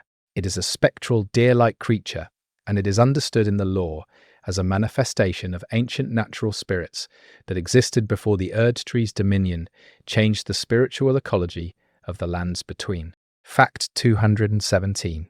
To access the Ancestor Spirit boss fight, players must light a series of ritual bone fires positioned around a specific area of Siofra River. The ritual nature of the access requirement communicates something about what the Ancestor Spirit is and what encountering it means. It is not a fight that happens incidentally. It is a summoning, a calling forth, and the player must perform the correct actions to make it happen. Fact 218. The Ancestor Spirit's attacks involve lunging, aerial bounds, and a final explosive move that disperses spectral energy. The visual language of the fight feels genuinely otherworldly compared to most other boss encounters. It does not feel like fighting an enemy. It feels like disturbing something sacred. Fact 219. The Regal Ancestor Spirit, a more powerful version of the same boss found in Nokron, the Eternal City, has an extended and more elaborate moveset. Its presence in the Eternal City, an underground metropolis associated with the stars and with ancient pre-Erd Tree civilization, connects the Ancestor Spirit tradition to a lineage that predates the current world order significantly. Fact 220. Both Ancestor Spirit encounters drop remembrances and associated rewards. The items available from these remembrances are aesthetically consistent with ancient, naturalistic magic rather than the golden holy power associated with the Erd Tree. Using them means drawing on a form of spiritual energy that the current world has largely forgotten. Fact 221. Royal Knight Loretta is first encountered as a boss at Carrier Manor and later encountered in a more powerful spectral form in Miquella's Haligtree. She was the guardian of the manor and, by extension, of the Carrion royal family's secrets. Fact 222. Carrier Manor is connected to Ranni's identity. It is the place where her original human body's connection to her lineage was concentrated, and Loretta guarded it against intruders. When players fight through the manor, they are invading a space that has significant personal meaning for one of the game's most important characters. Fact 223. Loretta's spectral form in the Haligtree is accessed only by players who have found their way to one of the most hidden areas in the game. Her appearance there, guarding Miquella's tree on behalf of the family she served, suggests a loyalty that extended beyond her physical life. She was still performing her duty after death.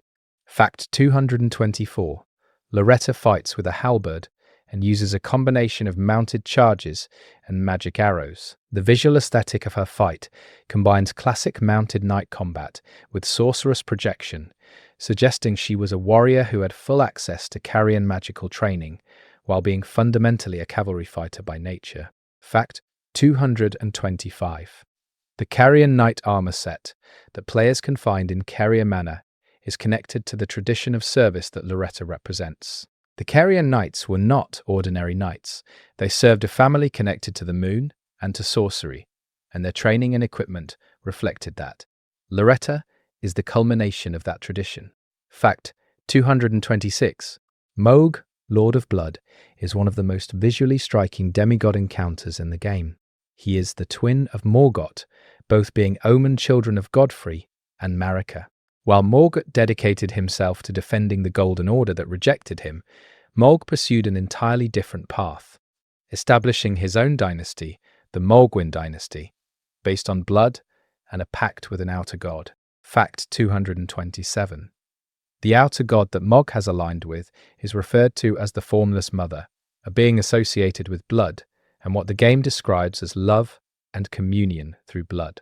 This entity is one of several outer gods active in the world, alongside the Greater Will, the god of Rot, and others. Each outer god appears to be competing for influence in the lands between through the mortal beings they empower. Fact 228. Mohg's plan, discovered through his questline and the narrative of the Shadow of the Erdtree DLC, was to cultivate Miquella as a new god for the Mohgwyn dynasty. He abducted the sleeping Miquella, carried the cocoon to his palace in the underground Mohgwyn dynasty location, and has been trying to awaken Miquella and reshape him into a deity aligned with blood and Mohg's vision. Fact 229. The Mohgwyn Palace is accessed either through a secret teleporter, connected to a quest, or by using a hidden medallion to reach an area of the mountaintops of the Giants that contains a portal. Either path requires either knowledge or thorough exploration. The hiddenness of Mohg's domain matches his secretive abduction of Miquella. Fact 230. Mohg's boss fight opens with a buffing ritual in which he coats himself in blood and invokes the Formless Mother's power. During this phase, if players do not interrupt the ritual by using the correct item obtainable through Var's questline, they receive debuffs that make the fight significantly harder. This is one of the game's more obscure but elegant mechanics, hiding important fight preparation behind questline completion. Fact 231. Mohg's attacks involve fountains and explosions of holy blood, a specific type of blood magic that combines the Formless Mother's power with divine energy. The visual effect of his fight, golden and crimson simultaneously, reflects his dual nature as an omen who has fully embraced a forbidden power rather than the system that cast him out. Fact 2032. After defeating Mohg, players can find Miquella's cocoon in the boss room. He is still inside it, one arm hanging out, visually suggesting a child asleep. The entire dynasty Mohg built, the palace, the army, the blood rituals, everything was constructed around this sleeping figure who never consented to any of it. Fact 233. Mohg's Great Rune, when activated, grants a blessing of blood to nearby summoned spirits at the start of an encounter. This is a combat extension of his blood covenant philosophy, sharing the power of the Formless Mother with those who fight alongside him or in his name. Fact 234. The lore around the Formless Mother is sparse and deliberately ambiguous. She is described as an outer god associated with blood, with loving connections formed through bleeding, and with a kind of maternal possessiveness. Mohg's relationship with her is presented as genuinely devotional rather than transactional, which makes his villainy more complicated than simple power hunger. Fact 235. Mohg, like Morgoth, has horns hidden beneath his religious and ceremonial dress. He does not hide them as carefully as Morgoth does. By the time of the boss fight, his horns are prominent, his omen nature is on full display. He has stopped performing concealment. He has built a place where his nature is celebrated rather than hidden. Fact 236. The sanguine noble enemies found throughout Mohgwyn Palace are warriors who have joined Mohg's dynasty voluntarily. They are not enslaved or coerced. They chose this. The blood covenant appealed to them. The variety of human responses to forbidden power is something Elden Ring explores through multiple factions. But Mohg's willing followers are perhaps the most extreme example of people choosing something that the established order would consider a corruption. Fact 237. Mohg's final form, after the ritual buffs are applied, is called Mohg, Lord of Blood. The distinction between his basic form and his Lord form is not just a mechanical phase shift. It represents him fully invoking the formless mother's gift, becoming something more than an omen and closer to a genuine divine vessel. He believes he has succeeded. He is wrong about several things. Fact 238. In the Shadow of the Erdtree DLC, it is revealed that Miquella had already abandoned his own body before Mohg abducted it. He had left his physical form deliberately, traveling to the Shadow Realm by other means. So Mohg's entire plan, years of blood rituals and dynasty building around the cocoon, was built around a shell. Miquella was already gone when Mohg took him. Fact 239. The regal ancestor spirit, encountered in Nokron, the Eternal City, is, as mentioned above, a more powerful version of the ancestor spirit found in Siofra River. Nokron itself is one of the most visually striking areas in the game, a subterranean city, frozen in starlight, its architecture pointed toward a sky that does not exist beneath the ground. Fact 240. Nokron's existence and its connection to the stars is tied to the cosmological history of the lands between. It was apparently struck by a star or a falling celestial object at some point in the deep past, and the city's architectural style reflects an era when the boundary between the world and the void was understood differently than it is in the current age. Fact 241. The regal ancestor spirit fight in Nokron uses the same ritual firelighting access mechanic as the Siofra version. The repetition of the ritual in a second underground city with a more powerful spirit suggests that this practice of summoning and encountering ancient natural spirits was widespread across the hidden civilizations of the lands between. Fact 242. After defeating the regal ancestor spirit, the item received is the remembrance of the regal ancestor, which can be traded for the ancestral spirit's horn, a talisman that restores FP with each enemy killed. The lore description of the talisman frames it as borrowing from the ancient spirit's vitality. Using a killed enemy's death to fuel your own magic is the mechanic made literal. Fact 243. The environment of Nokron, frozen in the moment of a celestial impact, with stars permanently visible in the ceiling of the underground chamber, and waterfalls falling upward in some sections, is one of From Software's most technically and aesthetically ambitious area designs. It is also an area that most players do not reach until deep into the game, when they have already seen a great deal. Nokron's beauty is positioned as a reward for persistence. Fact 244. The Valiant Gargoyle, encountered in Siofra Aqueduct, is a paired boss fight with two gargoyle-type enemies. The first gargoyle, the Valiant Gargoyle itself, must be fought alone initially, before a second gargoyle, the Valiant Gargoyle Twin Blade variant, drops in at reduced health. Fact 245. The gargoyles in Elden Ring are described as constructions, built beings created to guard specific locations. They are not natural creatures. They are made things with a purpose that was assigned to them at their creation. This makes them fundamentally different from most boss encounters, which involve either natural creatures or people. The gargoyles are tools that have outlasted the civilization that built them. Fact 246.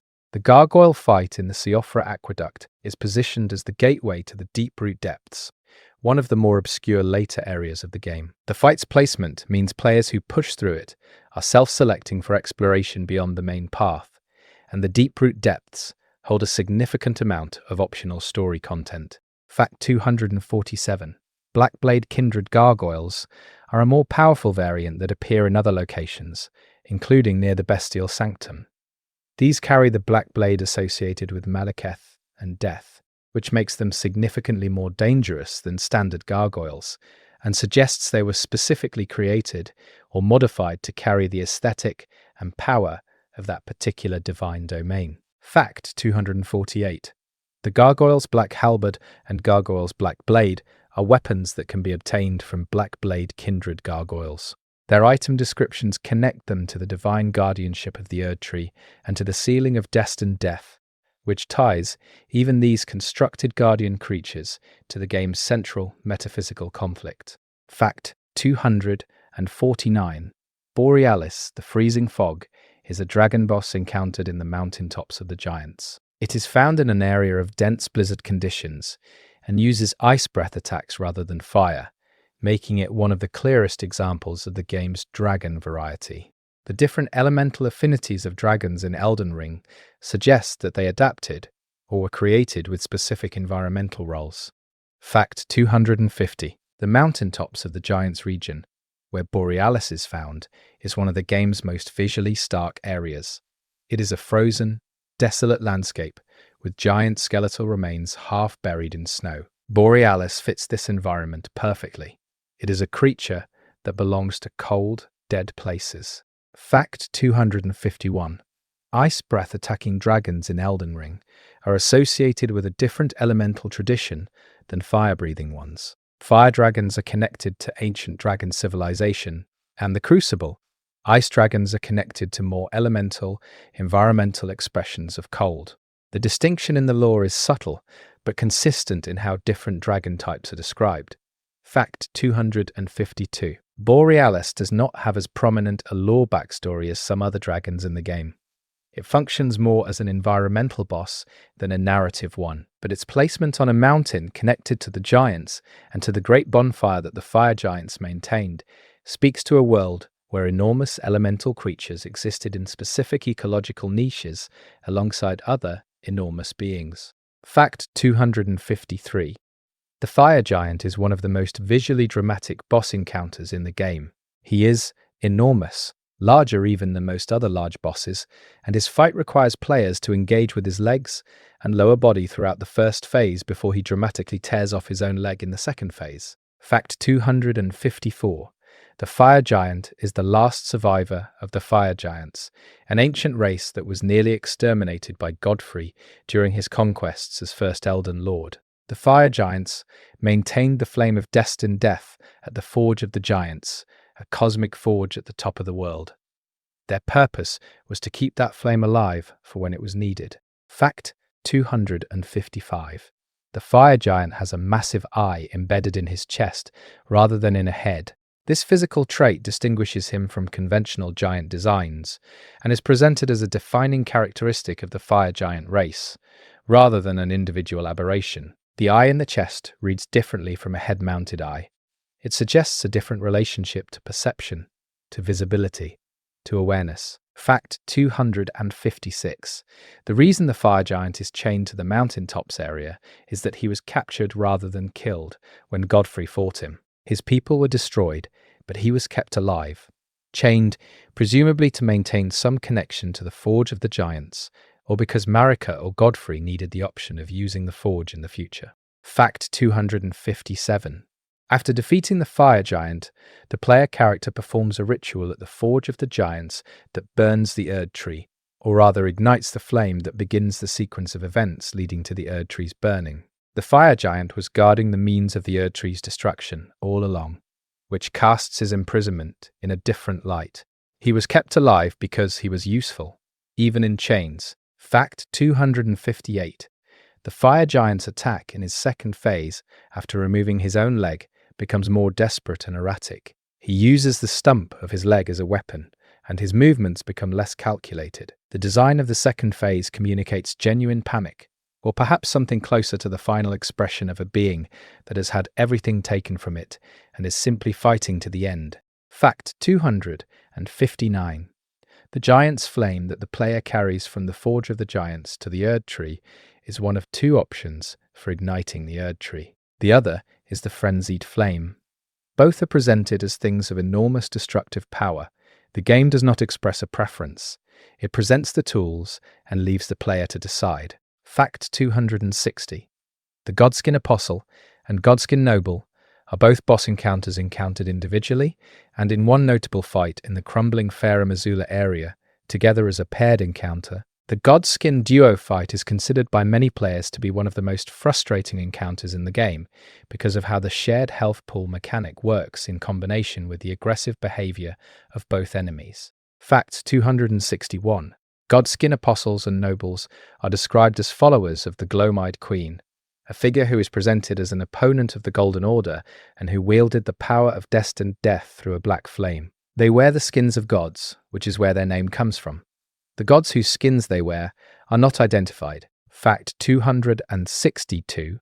The black flame techniques used by godskin enemies are associated with destined death in a different way than Malekith's black blade. Black flame continues to burn after contact, reducing maximum health, and is described as a fire that eats away at divine essence. It was apparently used to kill gods during an older conflict, which makes every godskin enemy a walking record of that older war. Fact 263. The godskin noble is physically rotund and slow-moving, but uses a thrusting rapier with deceptive speed and a stretching mechanic that extends his reach dramatically. The contrast between his body shape and his fighting capability is deliberately jarring. He looks like the slower, less dangerous of the two types, and he exploits that visual assumption. Fact 264. The godskin apostle uses a whip-type weapon with a very long reach and chain-like flexibility. The visual design of the weapon, combined with the stretching and contorting that the apostle does during combat, gives the fight an unsettling quality that the noble's more conventional fighting style does not. Fighting an apostle feels wrong in a way that is difficult to articulate precisely. Fact 265. The godskin duo fight uses a mechanic where both enemies share a single health bar, but either can die individually and respawn after a short time. This means killing one does not end the fight, it only temporarily reduces the pressure. The only way to end it is to drain the shared health pool, which requires sustained damage output against both enemies over time. Fact 266. The location of the godskin duo fight in Fara Missoula is the same area where Malekith is encountered. The proximity of the godskins and Malekith in the same location outside of time is not a coincidence. Both are connected to destined death. Fara Missoula is the place in the world where that power is most concentrated, and the entities associated with it cluster there accordingly. Fact 267. The black flesh armor of both godskin types is described as being fashioned from the skin of divine beings. The visual texture of the armor reflects this description in a way that is intentionally uncomfortable. Wearing it as a player armor set carries that implication with it. Fact 268. Sir Gideon Ofnir, the All-Knowing, is an NPC who appears in the Round Table Hold as an advisor and information broker throughout much of the game. He eventually becomes a boss in the final approach to the Erd Tree. His betrayal, or rather his decision to stand against the player, comes from a place of despair rather than malice. Fact 269. Gideon's combat style involves using a large variety of incantations and sorceries, essentially using everything he has gathered information about across his career as a scholar and spy. Fighting him is fighting someone who has turned a lifetime of intellectual accumulation into a combat toolkit. He is not a warrior. He is an information processor who has converted that information into weapons. Fact 270. Gideon admits during the fight that he knows the Tarnished will win. He is not under the illusion that he can stop them. He is fighting because he believes that becoming Elden Lord will lead to a bad outcome, that the power is too much for any Tarnished to wield well, and that death before reaching it is a mercy. He is wrong about this in a meaningful way, but his concern is genuine. Fact 271. Gideon's all-knowing title reflects his self-image as someone who has sought out every piece of lore and information available in the lands between. His boss fight dialogue includes references to his knowledge, to things he has learned that the player does not know. Some of what he says has implications for the game's larger lore that have been passed extensively by the community. Fact 272. After Gideon is defeated, Godfrey arrives for his boss encounter. The sequencing of Gideon into Godfrey into the final boss sequence is one of the most structurally tight final areas in From Software's output. Each fight flows directly into the next with minimal break, and each represents a different kind of opposition to the player's ascent. Fact 273. The Cleanrot Knight Finley is not a boss in the conventional sense, but a character whose history is told through an item description that the community considers one of the most affecting pieces of writing in the game. Finlay carried Melania back from the Caelid battlefield after the Scarlet Bloom, alone through hostile territory. The description of this journey, written in item text, is understated and devastating. Fact 274. Loretta's great bow is a skill available on Loretta's War Sickle and Loretta's Mastery, which project magical bow attacks in the style of her boss fight. These weapon arts capture the specific aesthetic of Loretta's combat style, and using them while exploring Carrier Manor or the Heilig Tree creates a curious mirror effect, fighting with the tools of the person who guarded those spaces against intruders. Fact 275. The Stone Digger Troll is a boss found in the Limgrave tunnels and is the first major dungeon boss many players encounter in their first few hours. It is not a complicated fight, but its scale is an early statement about the size of opponents players will face. It wields a giant pickaxe and exists purely as a creature of the mining tunnels, unremarkable except as a step on the journey toward harder things. Fact 276. The Red Wolf of Radagon is encountered in the Academy of Raya Lucaria as a mid-dungeon boss. The wolf is specifically Radagon's, described as a memory or echo of a companion he once had, projected and given combat form by the Academy's sorcerous environment. Fighting it means fighting a piece of Radagon's history before you know who Radagon is. Fact 277. The demi-human queen bosses scattered throughout the game are the leaders of demi-human societies, small quasi-humanoid beings found primarily in caves and ruins. The queens use sorcery and are surrounded by their followers during the fight. The social structure implied by the queen designation and the protective behavior of the surrounding demi-humans suggests they are not simply monsters. They are a civilization, small and fragmented, navigating the same ruined world the player is. Fact 278. The abductor virgins are mechanical, spinning Iron Maiden-style constructs found in the Academy of Raya Lucaria and Volcano Manor. Their name, abductor virgins, refers to their function.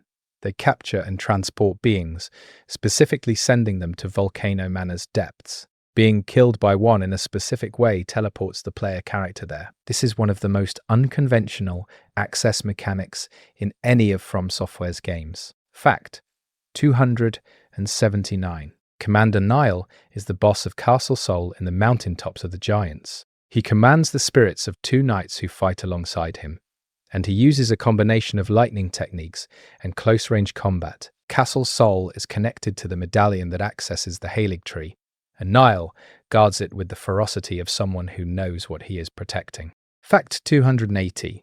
The Dragonkin Soldier of Nokron is a large, dragon-adjacent creature found in Siofra River and again in the Lake of Rot. The Dragonkin are understood as failed or partial dragon forms, beings that have some dragon characteristics but are not fully dragons.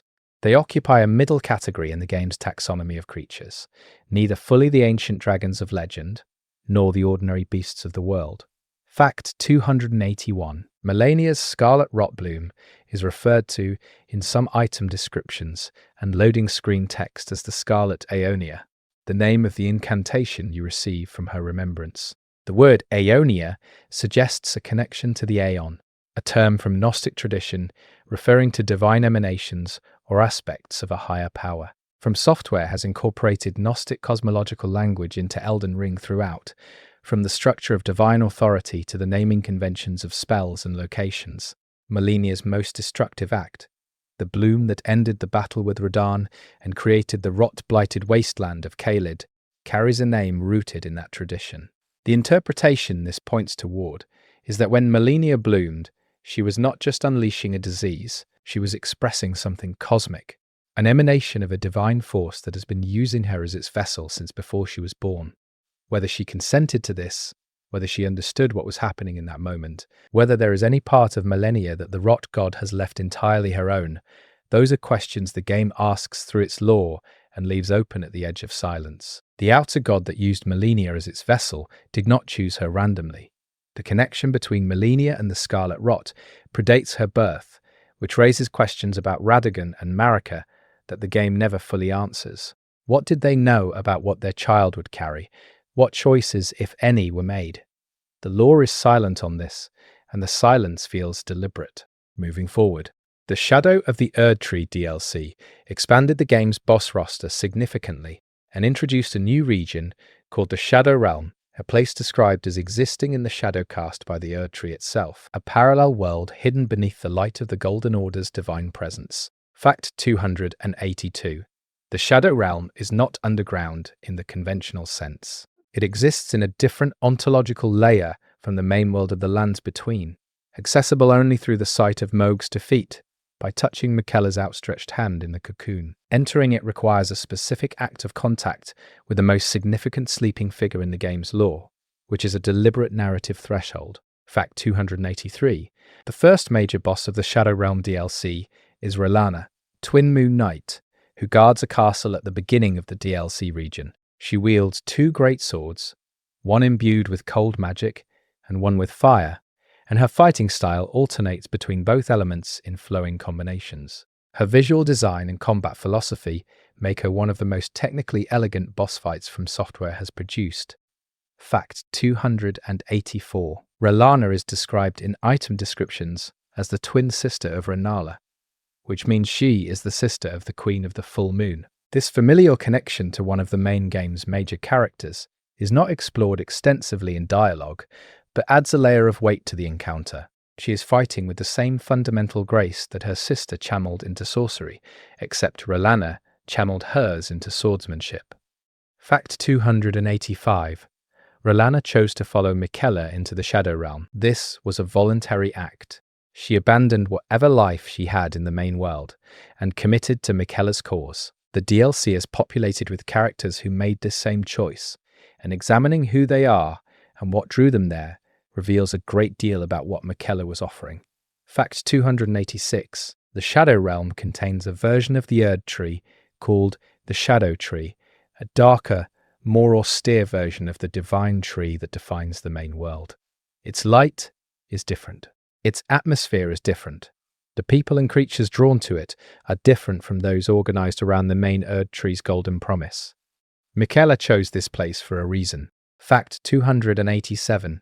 Messmer the Impaler is one of the most significant figures introduced in the DLC. He is a child of Marika, previously unknown in the base game, who was responsible for a campaign of destruction in the Shadow Realm called the Enir Ilim Purge.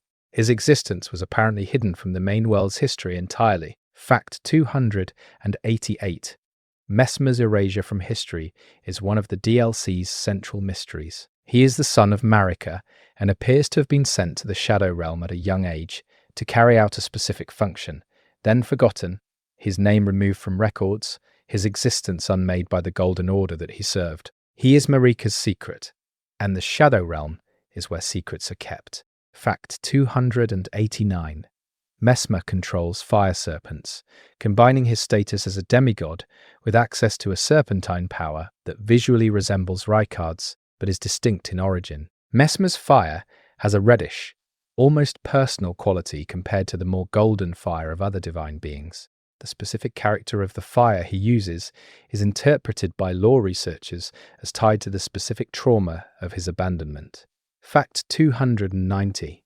The boss fight with Messmer is considered by many in the community to be among the best fights From Software has created. His moveset is aggressive and multi-layered, his fire serpent abilities are dramatic without being unfair, and the second phase transformation changes the fight's tempo in a way that feels earned, rather than arbitrary. Fact 291.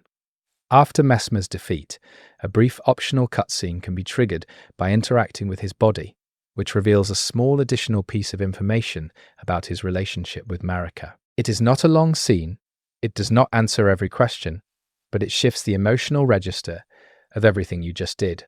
Fact 292. The Putrescent Knight is a boss found in the DLC in an area called the Cerulean Coast.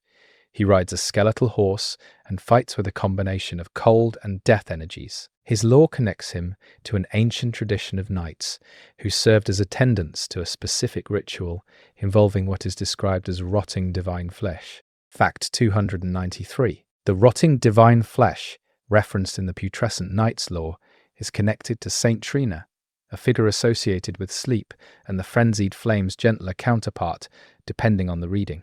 Saint Trina appears in both base game lore and DLC lore in ways that are never fully resolved, remaining one of the game's persistent mysteries. Fact 294. Midra, Lord of Frenzied Flame, is a boss found in the DLC in a manor area that descends into increasingly disturbing territory as players progress through it. Midra was once a human scholar who was consumed by the frenzied flame, transforming from a person trying to contain it into a vessel for its expression. Fact 295.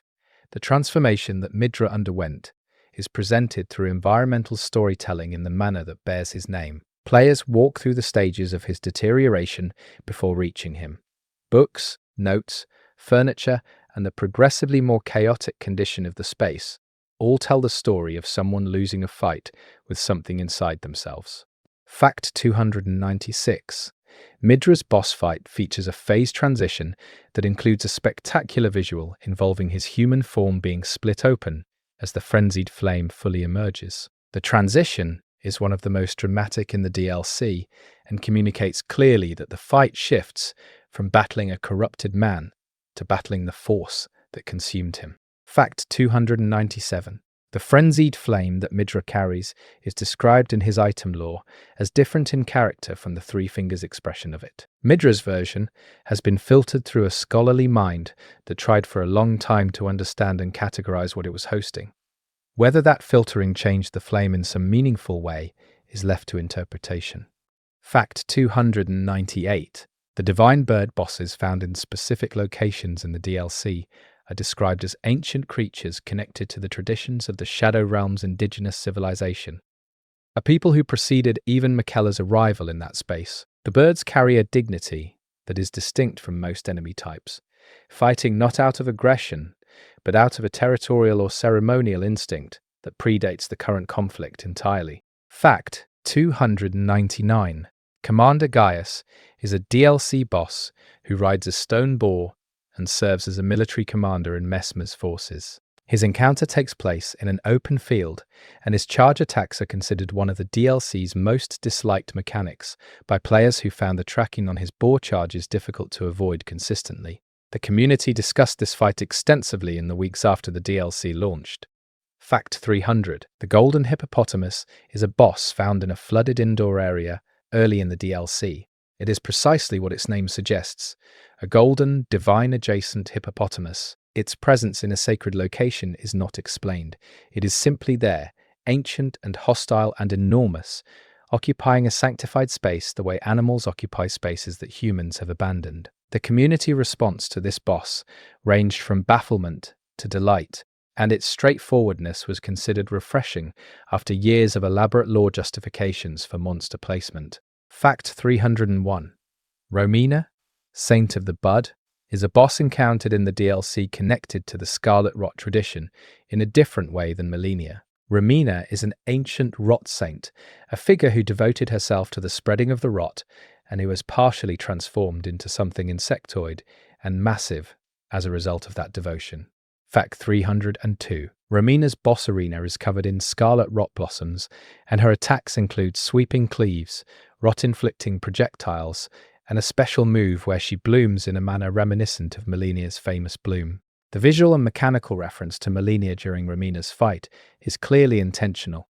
The tradition of the Scarlet Bloom has multiple practitioners and a history that predates Melania's famous use of it in Caelid. Fact 303. The connection between Romina and the Halig tree is discussed in the DLC's lore in ways that recontextualize some of the base game's Scarlet Rot imagery. The rot was present in the Shadow Realm before Melania ever bloomed. It has roots there, ancient ones, and Romina is part of that older tradition. Fact 304. Bale the Dread is a dragon boss found in the DLC and is considered by the community to be one of the most intense and visually spectacular dragon fights from software has ever created. He is encountered in a high cliff arena, and his fight involves lightning, fire, and a second phase that dramatically escalates both his visual presentation and his danger level. Fact 305. Bale is referenced in the base game by the NPC Igon, a grievously injured warrior found in Dragonbarrow, who despises Bale with an all-consuming passion. Igon's questline in the DLC involves finding Bale and fighting him, with Igon available as a summon for that specific encounter. The continuity between the base game reference and the DLC payoff for Igon's story is one of the more satisfying questline resolutions in the game's history. Fact 306. Igon screams at Bale during the boss fight if he is summoned. His summon sign dialogue is intense, his entrance into the fight is loud, and his behavior throughout communicates years of specifically personal hatred. The community loved this. Egon became one of the most discussed NPC characters from the DLC entirely because of how emotionally committed his hatred of a dragon is. Fact 307.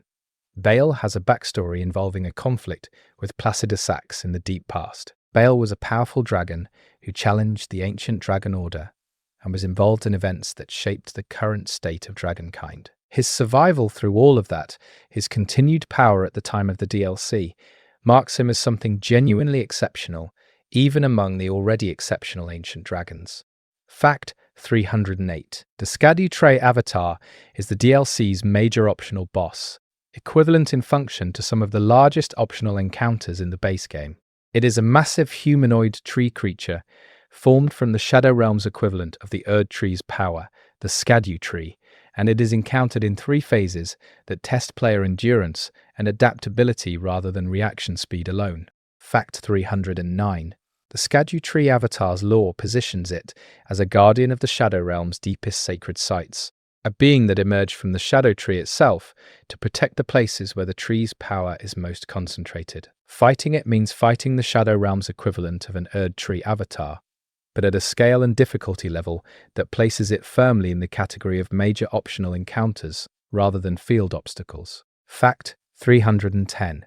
The DLC introduced a leveling system called Skadu Tree Blessings, which required players to find and use Skadu Tree fragments scattered throughout the DLC region. This system was designed to address the difficulty scaling of the DLC content, and was the subject of significant community discussion about whether the DLC was too hard and whether the fragment system adequately communicated its importance.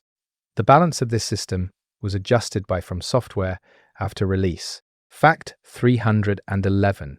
Enir Ilim is the final area of the DLC and contains the final boss of the expansion. Its architecture is described as a divine city, reaching toward the sky, a place of absolute order and absolute divine authority, built to the specifications of the Greater Will's most complete expression of its will. Fact 312. The climb through Enir Ilim involves fighting through Messmer's forces and encountering a sequence of increasingly powerful enemies in an environment that becomes more abstract and ethereal as players ascend. The design of the ascent mirrors the final approach to the Erd Tree in the base game, but with a different emotional register.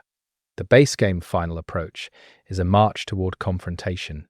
Enir Ilim's ascent is more like walking into the interior of a divine dream. Fact 313.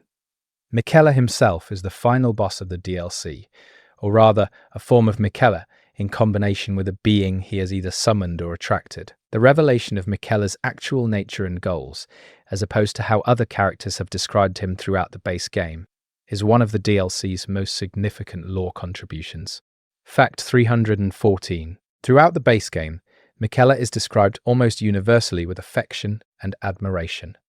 Characters who knew him speak about him with reverence. His efforts to cure Malenia, to create the Halig Tree as an alternative divine sanctuary, to develop new forms of holy magic, all of these are presented as acts of exceptional compassion.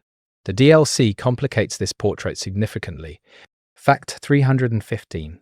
The DLC reveals that Miquella's plan, whatever its ultimate goal, involves the cultivation of love in a specifically coercive form. He can inspire devotion in others through a power described as charm or compulsion, drawing people to his cause in ways that are not entirely voluntary. The line between his genuine compassion and his use of this power is one of the DLC's central ethical ambiguities. Fact 316. Characters encountered throughout the DLC who chose to follow Miquella described their devotion to him in terms that echo the unconditional quality of the devotion he appears to cultivate. Some of them gave up things, relationships, positions, physical forms, to be part of his project in the Shadow Realm. Whether what they feel for him is authentic love or induced loyalty is something the DLC asks without fully answering. Fact 317. The Great Katana is one of the most popular weapons introduced in the DLC, and its item description connects it to a warrior tradition from outside the Lands Between, the same outer realm from which the Tarnished originated after their exile. The introduction of this weapon type, and the lore connecting it to the world beyond the Lands Between, expands the implied geography of the game world. Fact 318. The DLC contains a boss called Metyr, Mother of Fingers, which is the physical form of an entity connected to the fingers through which divine communication reaches the world of the Lands Between. The fingers, in the base game's lore, are appendages through which the greater will and other outer gods transmit their will. Metyr is the being behind those appendages, or one expression of it. Fact 319. Metyr's fight involves a cosmic, otherworldly visual style that distinguishes it from almost every other boss in the game. Her attacks come from unexpected angles, her arena shifts, and her design communicates an entity that does not belong to the physical world and is only partially manifesting within it. The fight is challenging in an unusual way because her movement and attack patterns do not follow the logic of beings that evolved in a physical environment.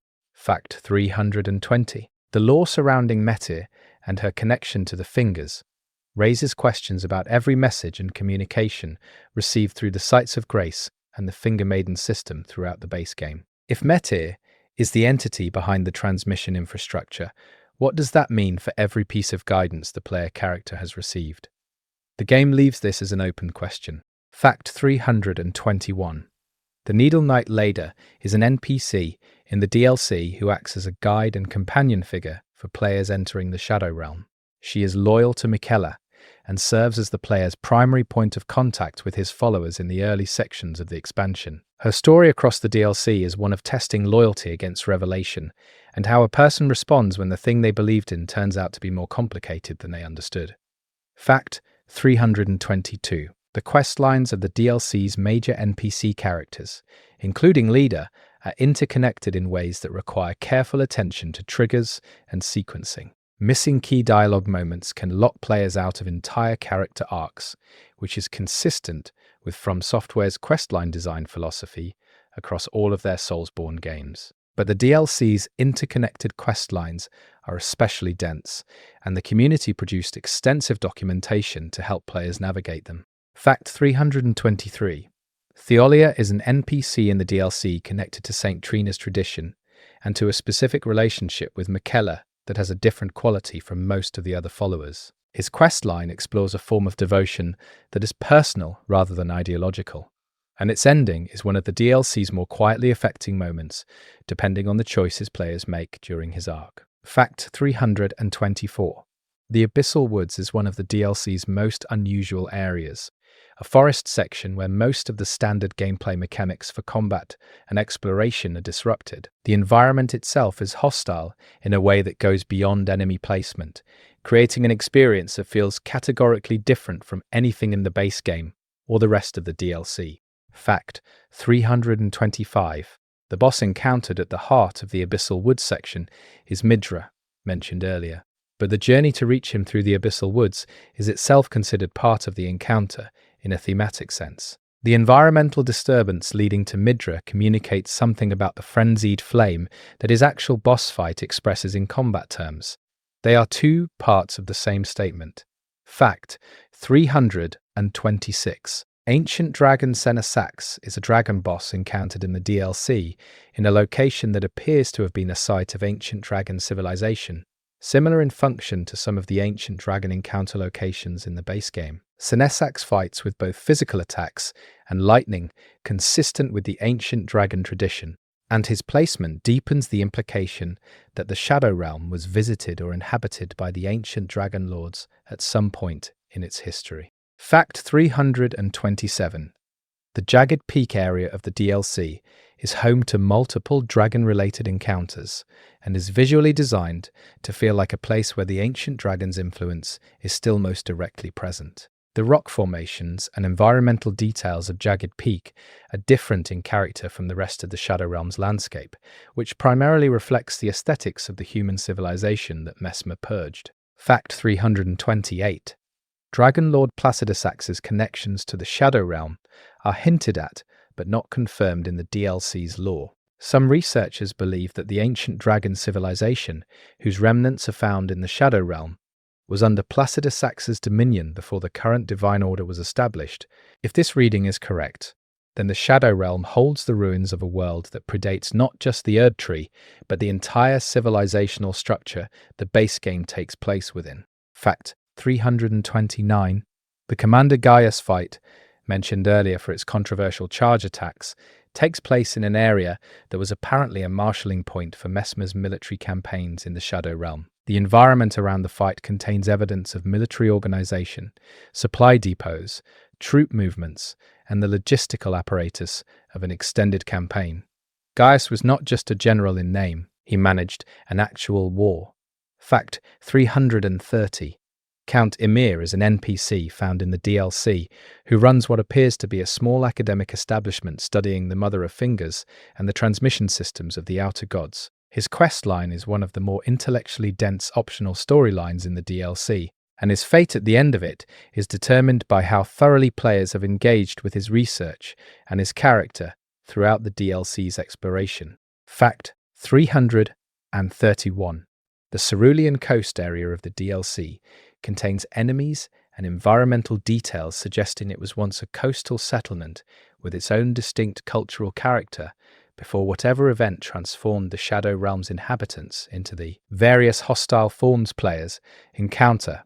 The coast's architectural remains and the behavior of some of its surviving creatures suggest a civilization that was relatively peaceful before the Purge. Fact 332. The DLC contains multiple entirely new incantation and sorcery types that draw on the specific divine and anti-divine forces present in the Shadow Realm. Some of these spells have no equivalent in the base game's magical tradition, suggesting the Shadow Realm developed its own magical culture independently of the main world, consistent with its nature as a place that existed alongside but separate from the Erd Tree's domain. Fact 333. The Impenetrable Thorns incantation, introduced in the DLC, fires volleys of thorns that deal significant damage and stagger enemies. Its lore connects it to the Erd Tree's physical form, specifically to the idea that the tree's roots and thorns are not passive structural elements but active expressions of divine will. The Erd Tree can, in a sense, reach out and hurt things. It just usually chooses not to display this in so direct a fashion. Fact 334.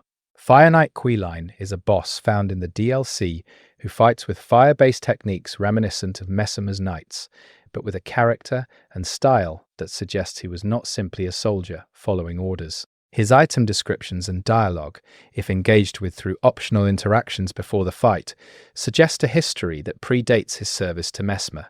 He chose this allegiance from among other options. Fact 335. The DLC contains a recurring type of enemy called the Furnace Golems, enormous walking constructs that serve as field obstacles rather than traditional boss encounters. They cannot be easily fought in the conventional sense and must be dealt with through specific techniques involving their designated weak points. Their scale is extraordinary even by Elden Ring standards, and their presence in the Shadow Realm suggests they were constructed during the Purge campaigns to clear terrain. Fact 336. The Furnace Golems drop a crafting material when defeated that is used for specific upgrade items introduced in the DLC. The supply of this material is inherently limited by the number of Furnace Golems in the DLC area, which means players who use it extensively will eventually need to farm carefully. The scarcity creates a specific relationship between the player and these enormous, difficult-to-defeat constructs. Fact 337. The DLC introduced new shield types, weapon classes, and armor sets that expanded the viable build options for players. Community theory crafters spent significant time after the DLC's launch mapping out the new build possibilities, and some of the new weapon types immediately changed which strategies players considered optimal for various challenge runs and completionist approaches. Fact 338. Ansbach, a character found in the DLC, has a history connected to Mog's dynasty. He was a spy or agent operating within Mogwin Palace's organizational structure, but his allegiances are more complicated than a simple defector. His questline involves decisions about loyalty, purpose, and what people do when the thing they were serving is gone. Fact 339. The Dane's footwork skill, introduced in the DLC for certain katanas, became one of the most discussed mechanics in the community after the DLC's release. Its application in both PvE and PvP contexts, combined with some of the new weapon types, created a specific meta conversation that continued for months after launch. Fact 340. The DLC's final boss sequence involves more than one phase and more than one entity, consistent with the base game's final boss structure. The visual and mechanical progression of the final encounter is designed to contextualize everything learned about Michela and his goals throughout the DLC, bringing multiple storylines into a single confrontation.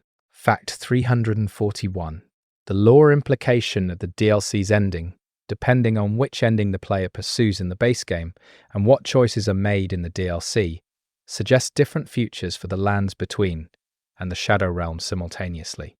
Some endings close off the Shadow Realm. Some integrate it differently into the world's future. The ramifications of what players choose ripple beyond what is shown. Fact 342. The game's entire world is built on a layered structure of ages, each one defined by which divine entity was ascendant, and what laws governed reality under its rule. The Age of the Crucible preceded the Erd Tree's dominance. The Erd Tree era is what players inhabit during the game. What comes next is the choice players make in the ending sequence. The game is asking, in its own indirect way, what kind of world you want, and it gives you options that are all complicated in different ways. Fact 343.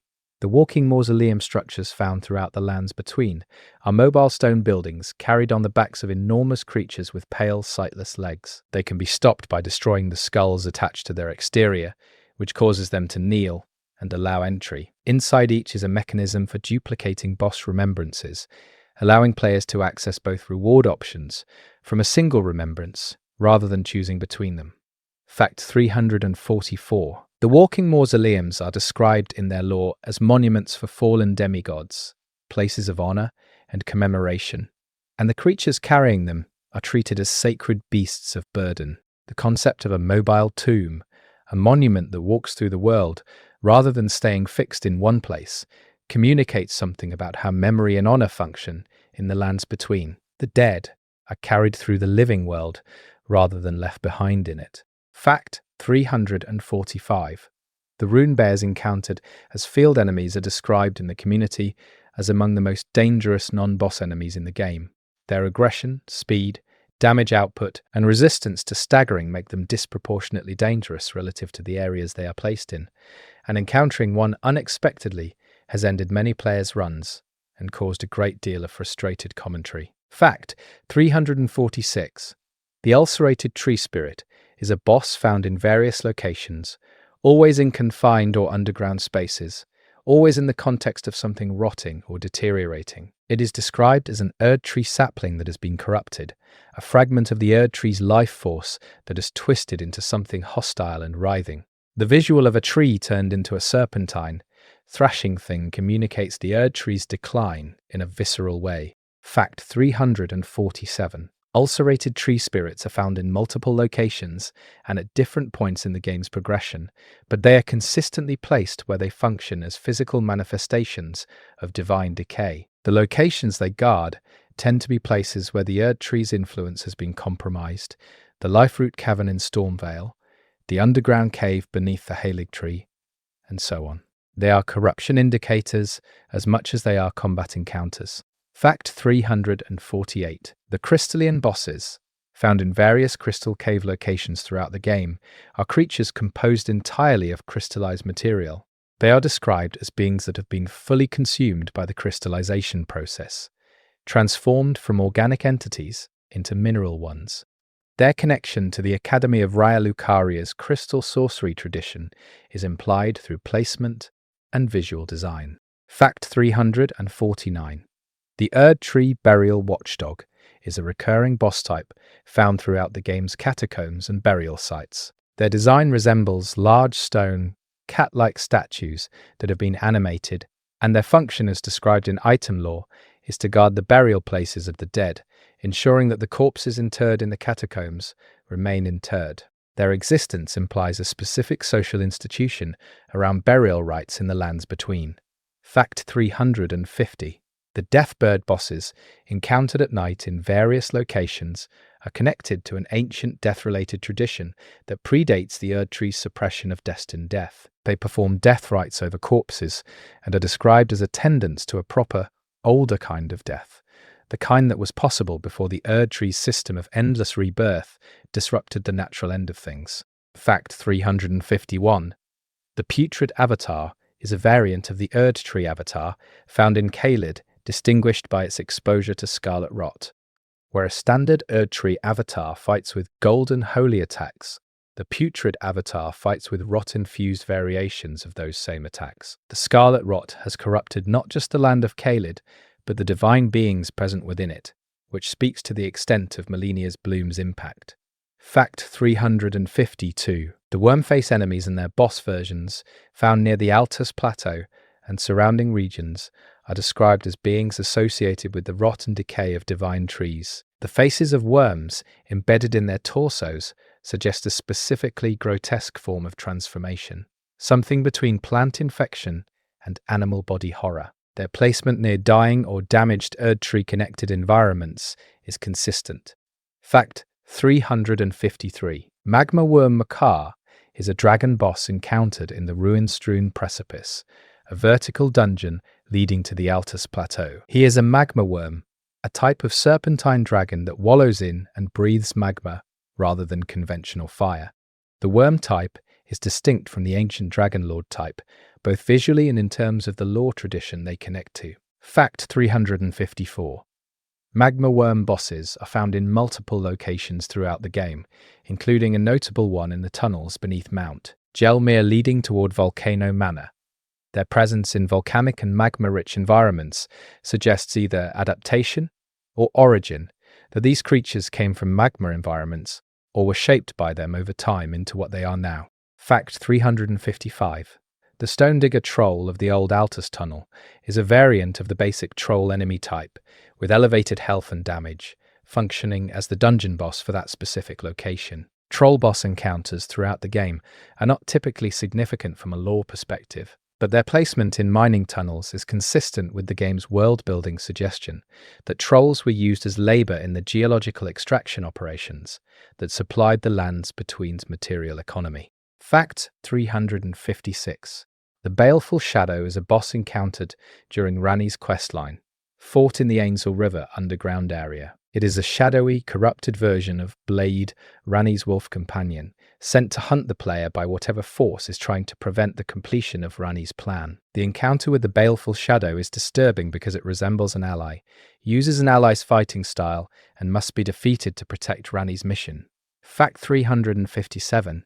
Blade himself eventually becomes an enemy that must be fought near the end of his personal questline, after Ranni's story concludes. He has been driven mad by forces connected to the Greater Will, which punishes those who help Ranni defy its authority. Fighting Blade after completing his questline is one of the sadder optional boss encounters in the game, precisely because players who completed his full story understand who he was and what he lost. Fact 358.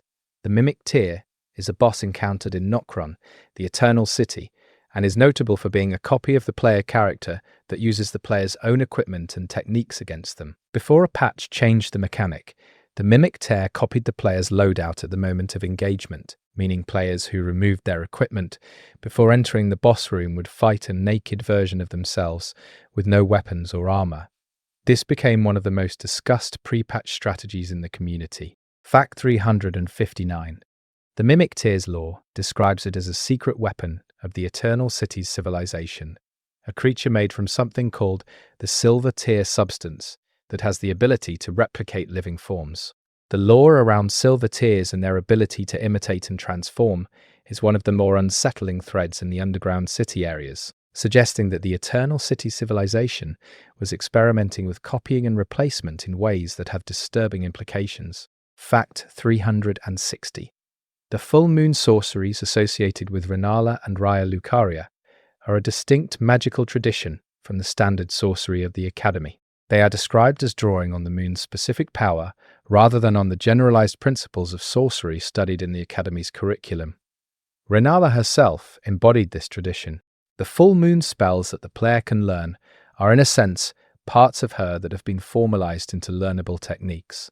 Fact 361. The gravity sorceries associated with Radan, specifically Gravity Well, Meteorite, and Rock Sling among others, are described as drawing on the same principles Radan used for his combat magic. The player can learn to manipulate gravity in ways that parallel what Radan did as both a student and a warrior. Using gravity magic in the game is using the intellectual legacy of a person whose mind was eventually destroyed by the Scarlet Rot. Fact 362. The Erd Tree's burning, which occurs as a consequence of actions the player takes late in the game's main story, changes the appearance of the sites of grace. The golden light they emit shifts to a different quality. The visual of a site of grace after the Erd Tree burns is subtly but noticeably different from how they look before, and this environmental continuity communicates that the Erd Tree's fire and the sites of grace are genuinely connected, not just symbolically associated. Fact 363.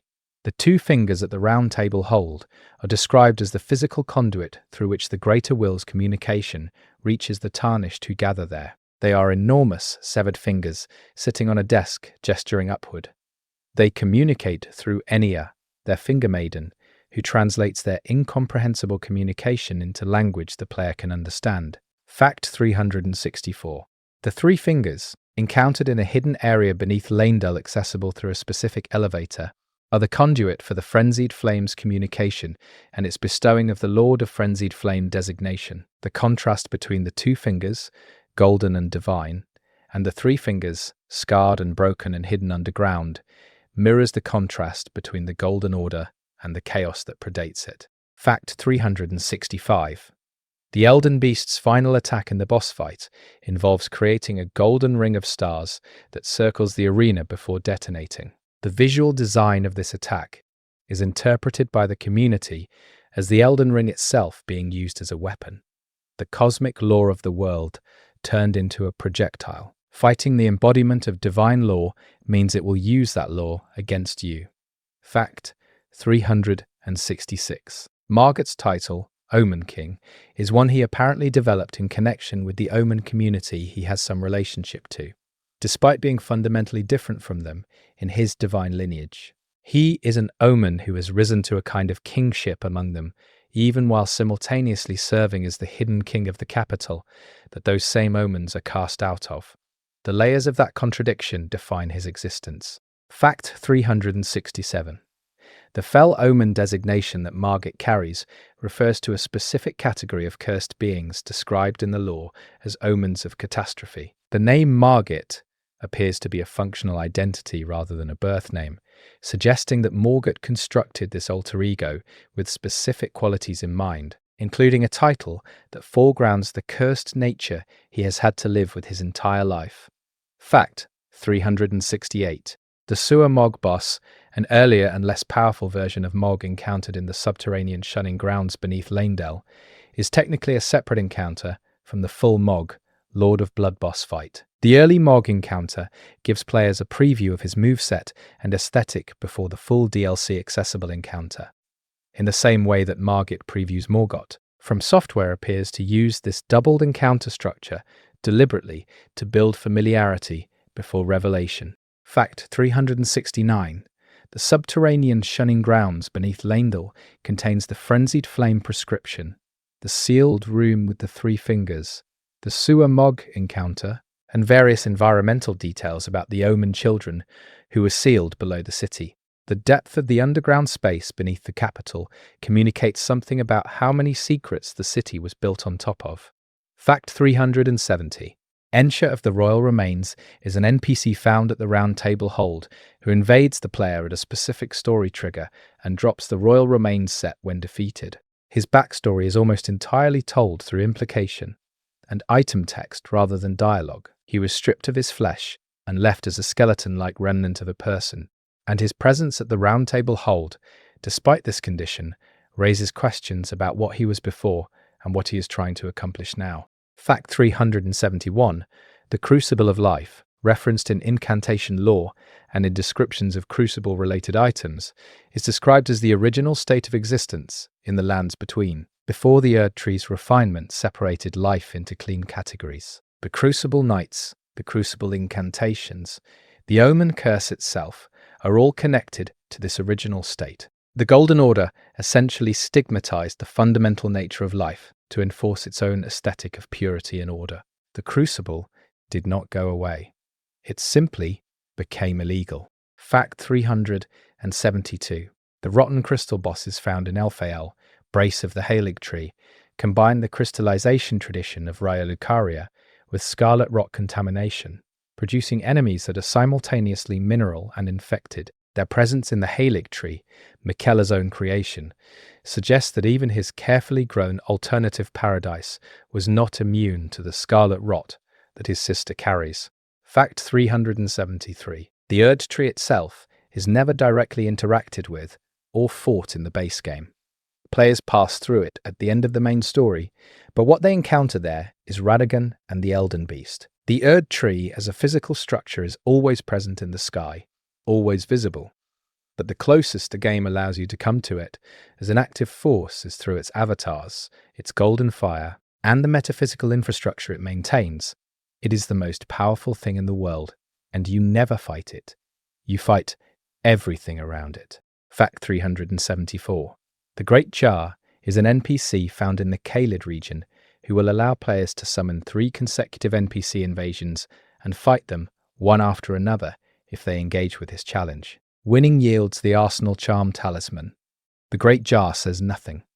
He communicates entirely through gesture, the downward nod to accept the challenge, and if the player fails, the same nod to try again. The community finds him deeply appealing for reasons that are difficult to articulate, but seem related to his total commitment to his function. He is a jar. He oversees duels. He has no other concerns. Fact 375. Sorcerer Rogier is an NPC who appears in Stormvale Castle before relocating to the Round Table Hold. His questline involves a slow physical decline, connected to his having touched a specific object in Stormvale that exposed him to something related to the death of the soul, the same condition that afflicts Godwyn. Rogier is dying from curiosity. He investigated something he should not have investigated, and is paying for it with his life, and he seems, in a complicated way, to accept this. Fact 376. The Knight of Black Knives is referenced in so many different item descriptions, NPC dialogues, and environmental details throughout the game that it functions as a structural pillar for the entire lore. Almost every major storyline connects to it eventually. The death of Godwyn, the escape of Ranni, the destabilization of the Golden Order, Marika's grief, Morgoth's impossible loyalty, the entire causal chain of the game's present crisis runs through that single night. Fact 377. Godwyn's body, buried at the roots of the Erd Tree in the underground area called the Prince of Death's Throne, has continued to generate life despite being dead. The death of the soul means his soul is gone, but his body remains vital, and from that deathless body, new life has emerged in the form of the death roots and the creatures associated with them. He is dead and still generating things. His body is an engine that cannot stop running.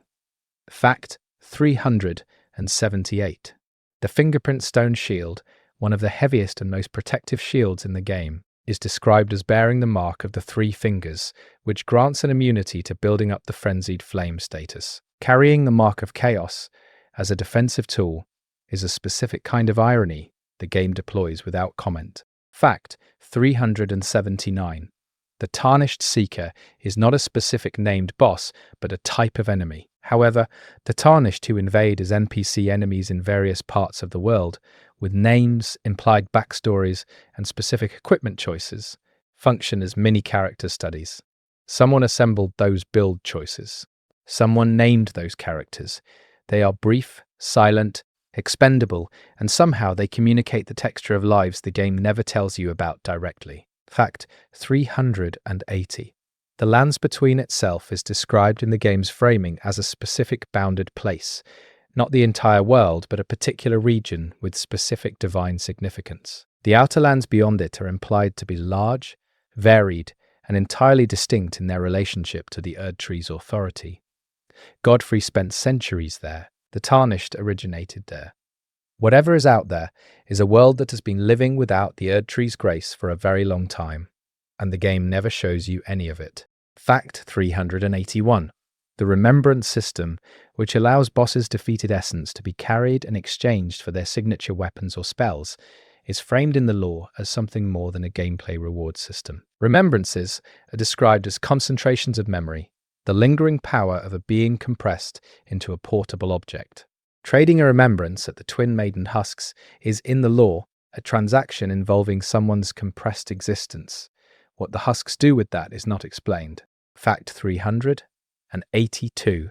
The age before the Erdtree is referenced throughout the game in ways that suggest it was not simply a primitive or lesser time, but a different kind of civilization, with its own values and its own relationship to life and death and power. The Crucible Knights, the ancient dragon civilization, the Eternal Cities underground, these are not ruins of a failed world.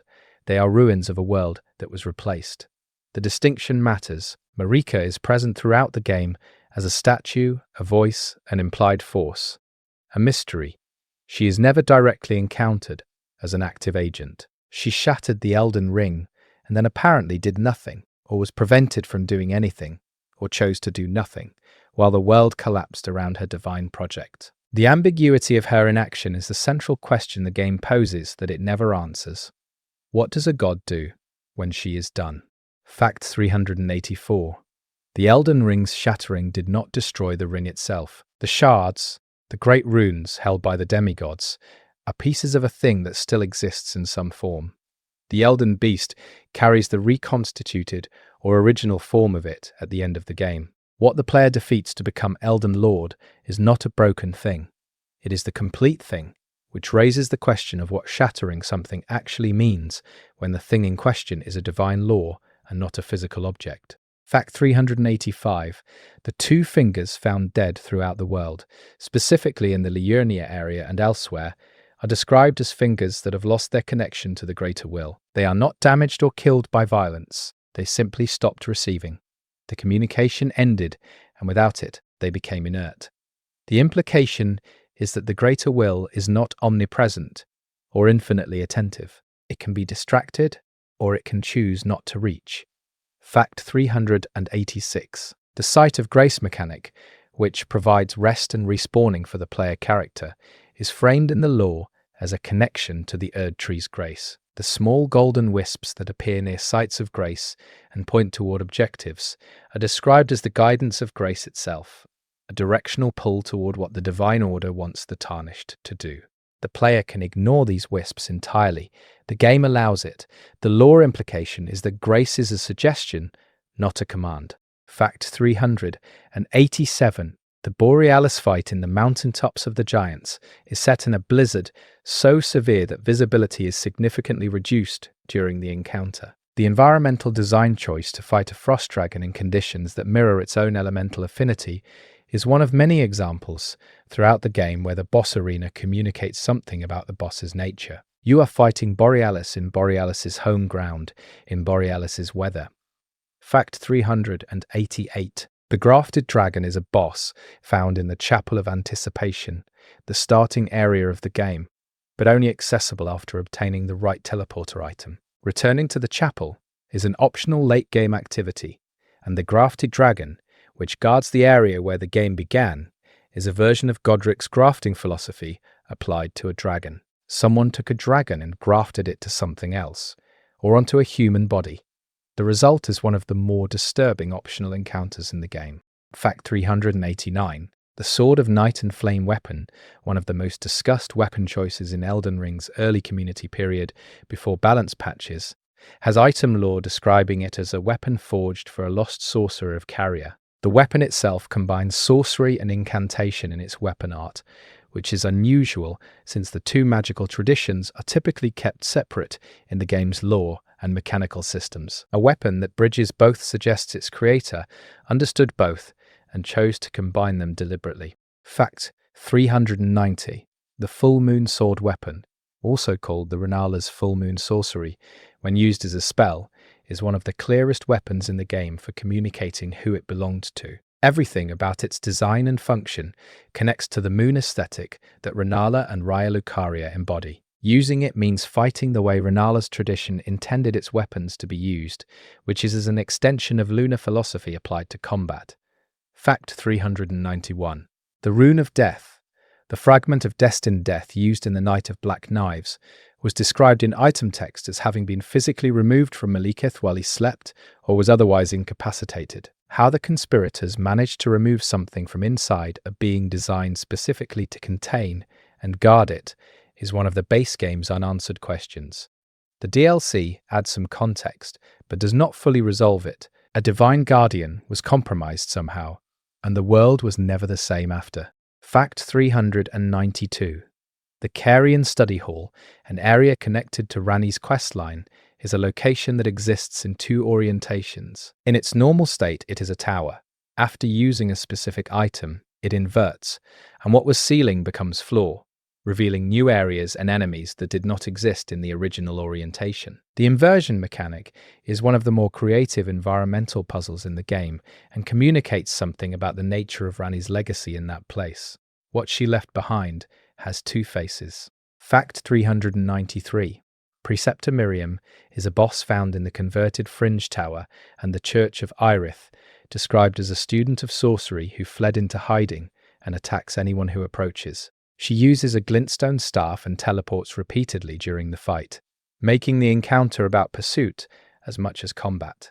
Her item description frames her as someone who was frightened and has been in survival mode for so long it has become her entire personality. Fact 394. The glintstone dragon Smaragd guards the passage to the Academy of Raya Lucaria. He is a dragon that has been touched by glintstone energy, which gives him a blue-tinted appearance and the ability to use glintstone breath attacks in addition to conventional fire. The combination of draconic power with sorceress energy reflects the Academy's history of studying and working with glintstone as a fundamental material of magic. Fact 395. The glintstone dragon Adula is a more powerful glintstone dragon found in two locations. First, near the Cathedral of Manias Celes in Liurnia, and then again at the same location, after a specific story trigger advances Ranni's questline. She is connected to Ranni's story in ways that are implied by placement rather than stated outright. The dragon guards something associated with Ranni's final destination. Fact 396. Nox Swordstress and Nox Priest are a paired boss found in Nokron, the Eternal City. The Nox are an underground civilization directly connected to the Eternal Cities and to the star-fallen origins of that culture. They were apparently rejected by or separated from the surface civilization at some point in history, a separation described in their lore as a punishment or exile. The Eternal Cities underground are, in a sense, the Nox people's lands between, their own hidden world. Fact 397. The full name of the underground city area accessed after defeating Radahn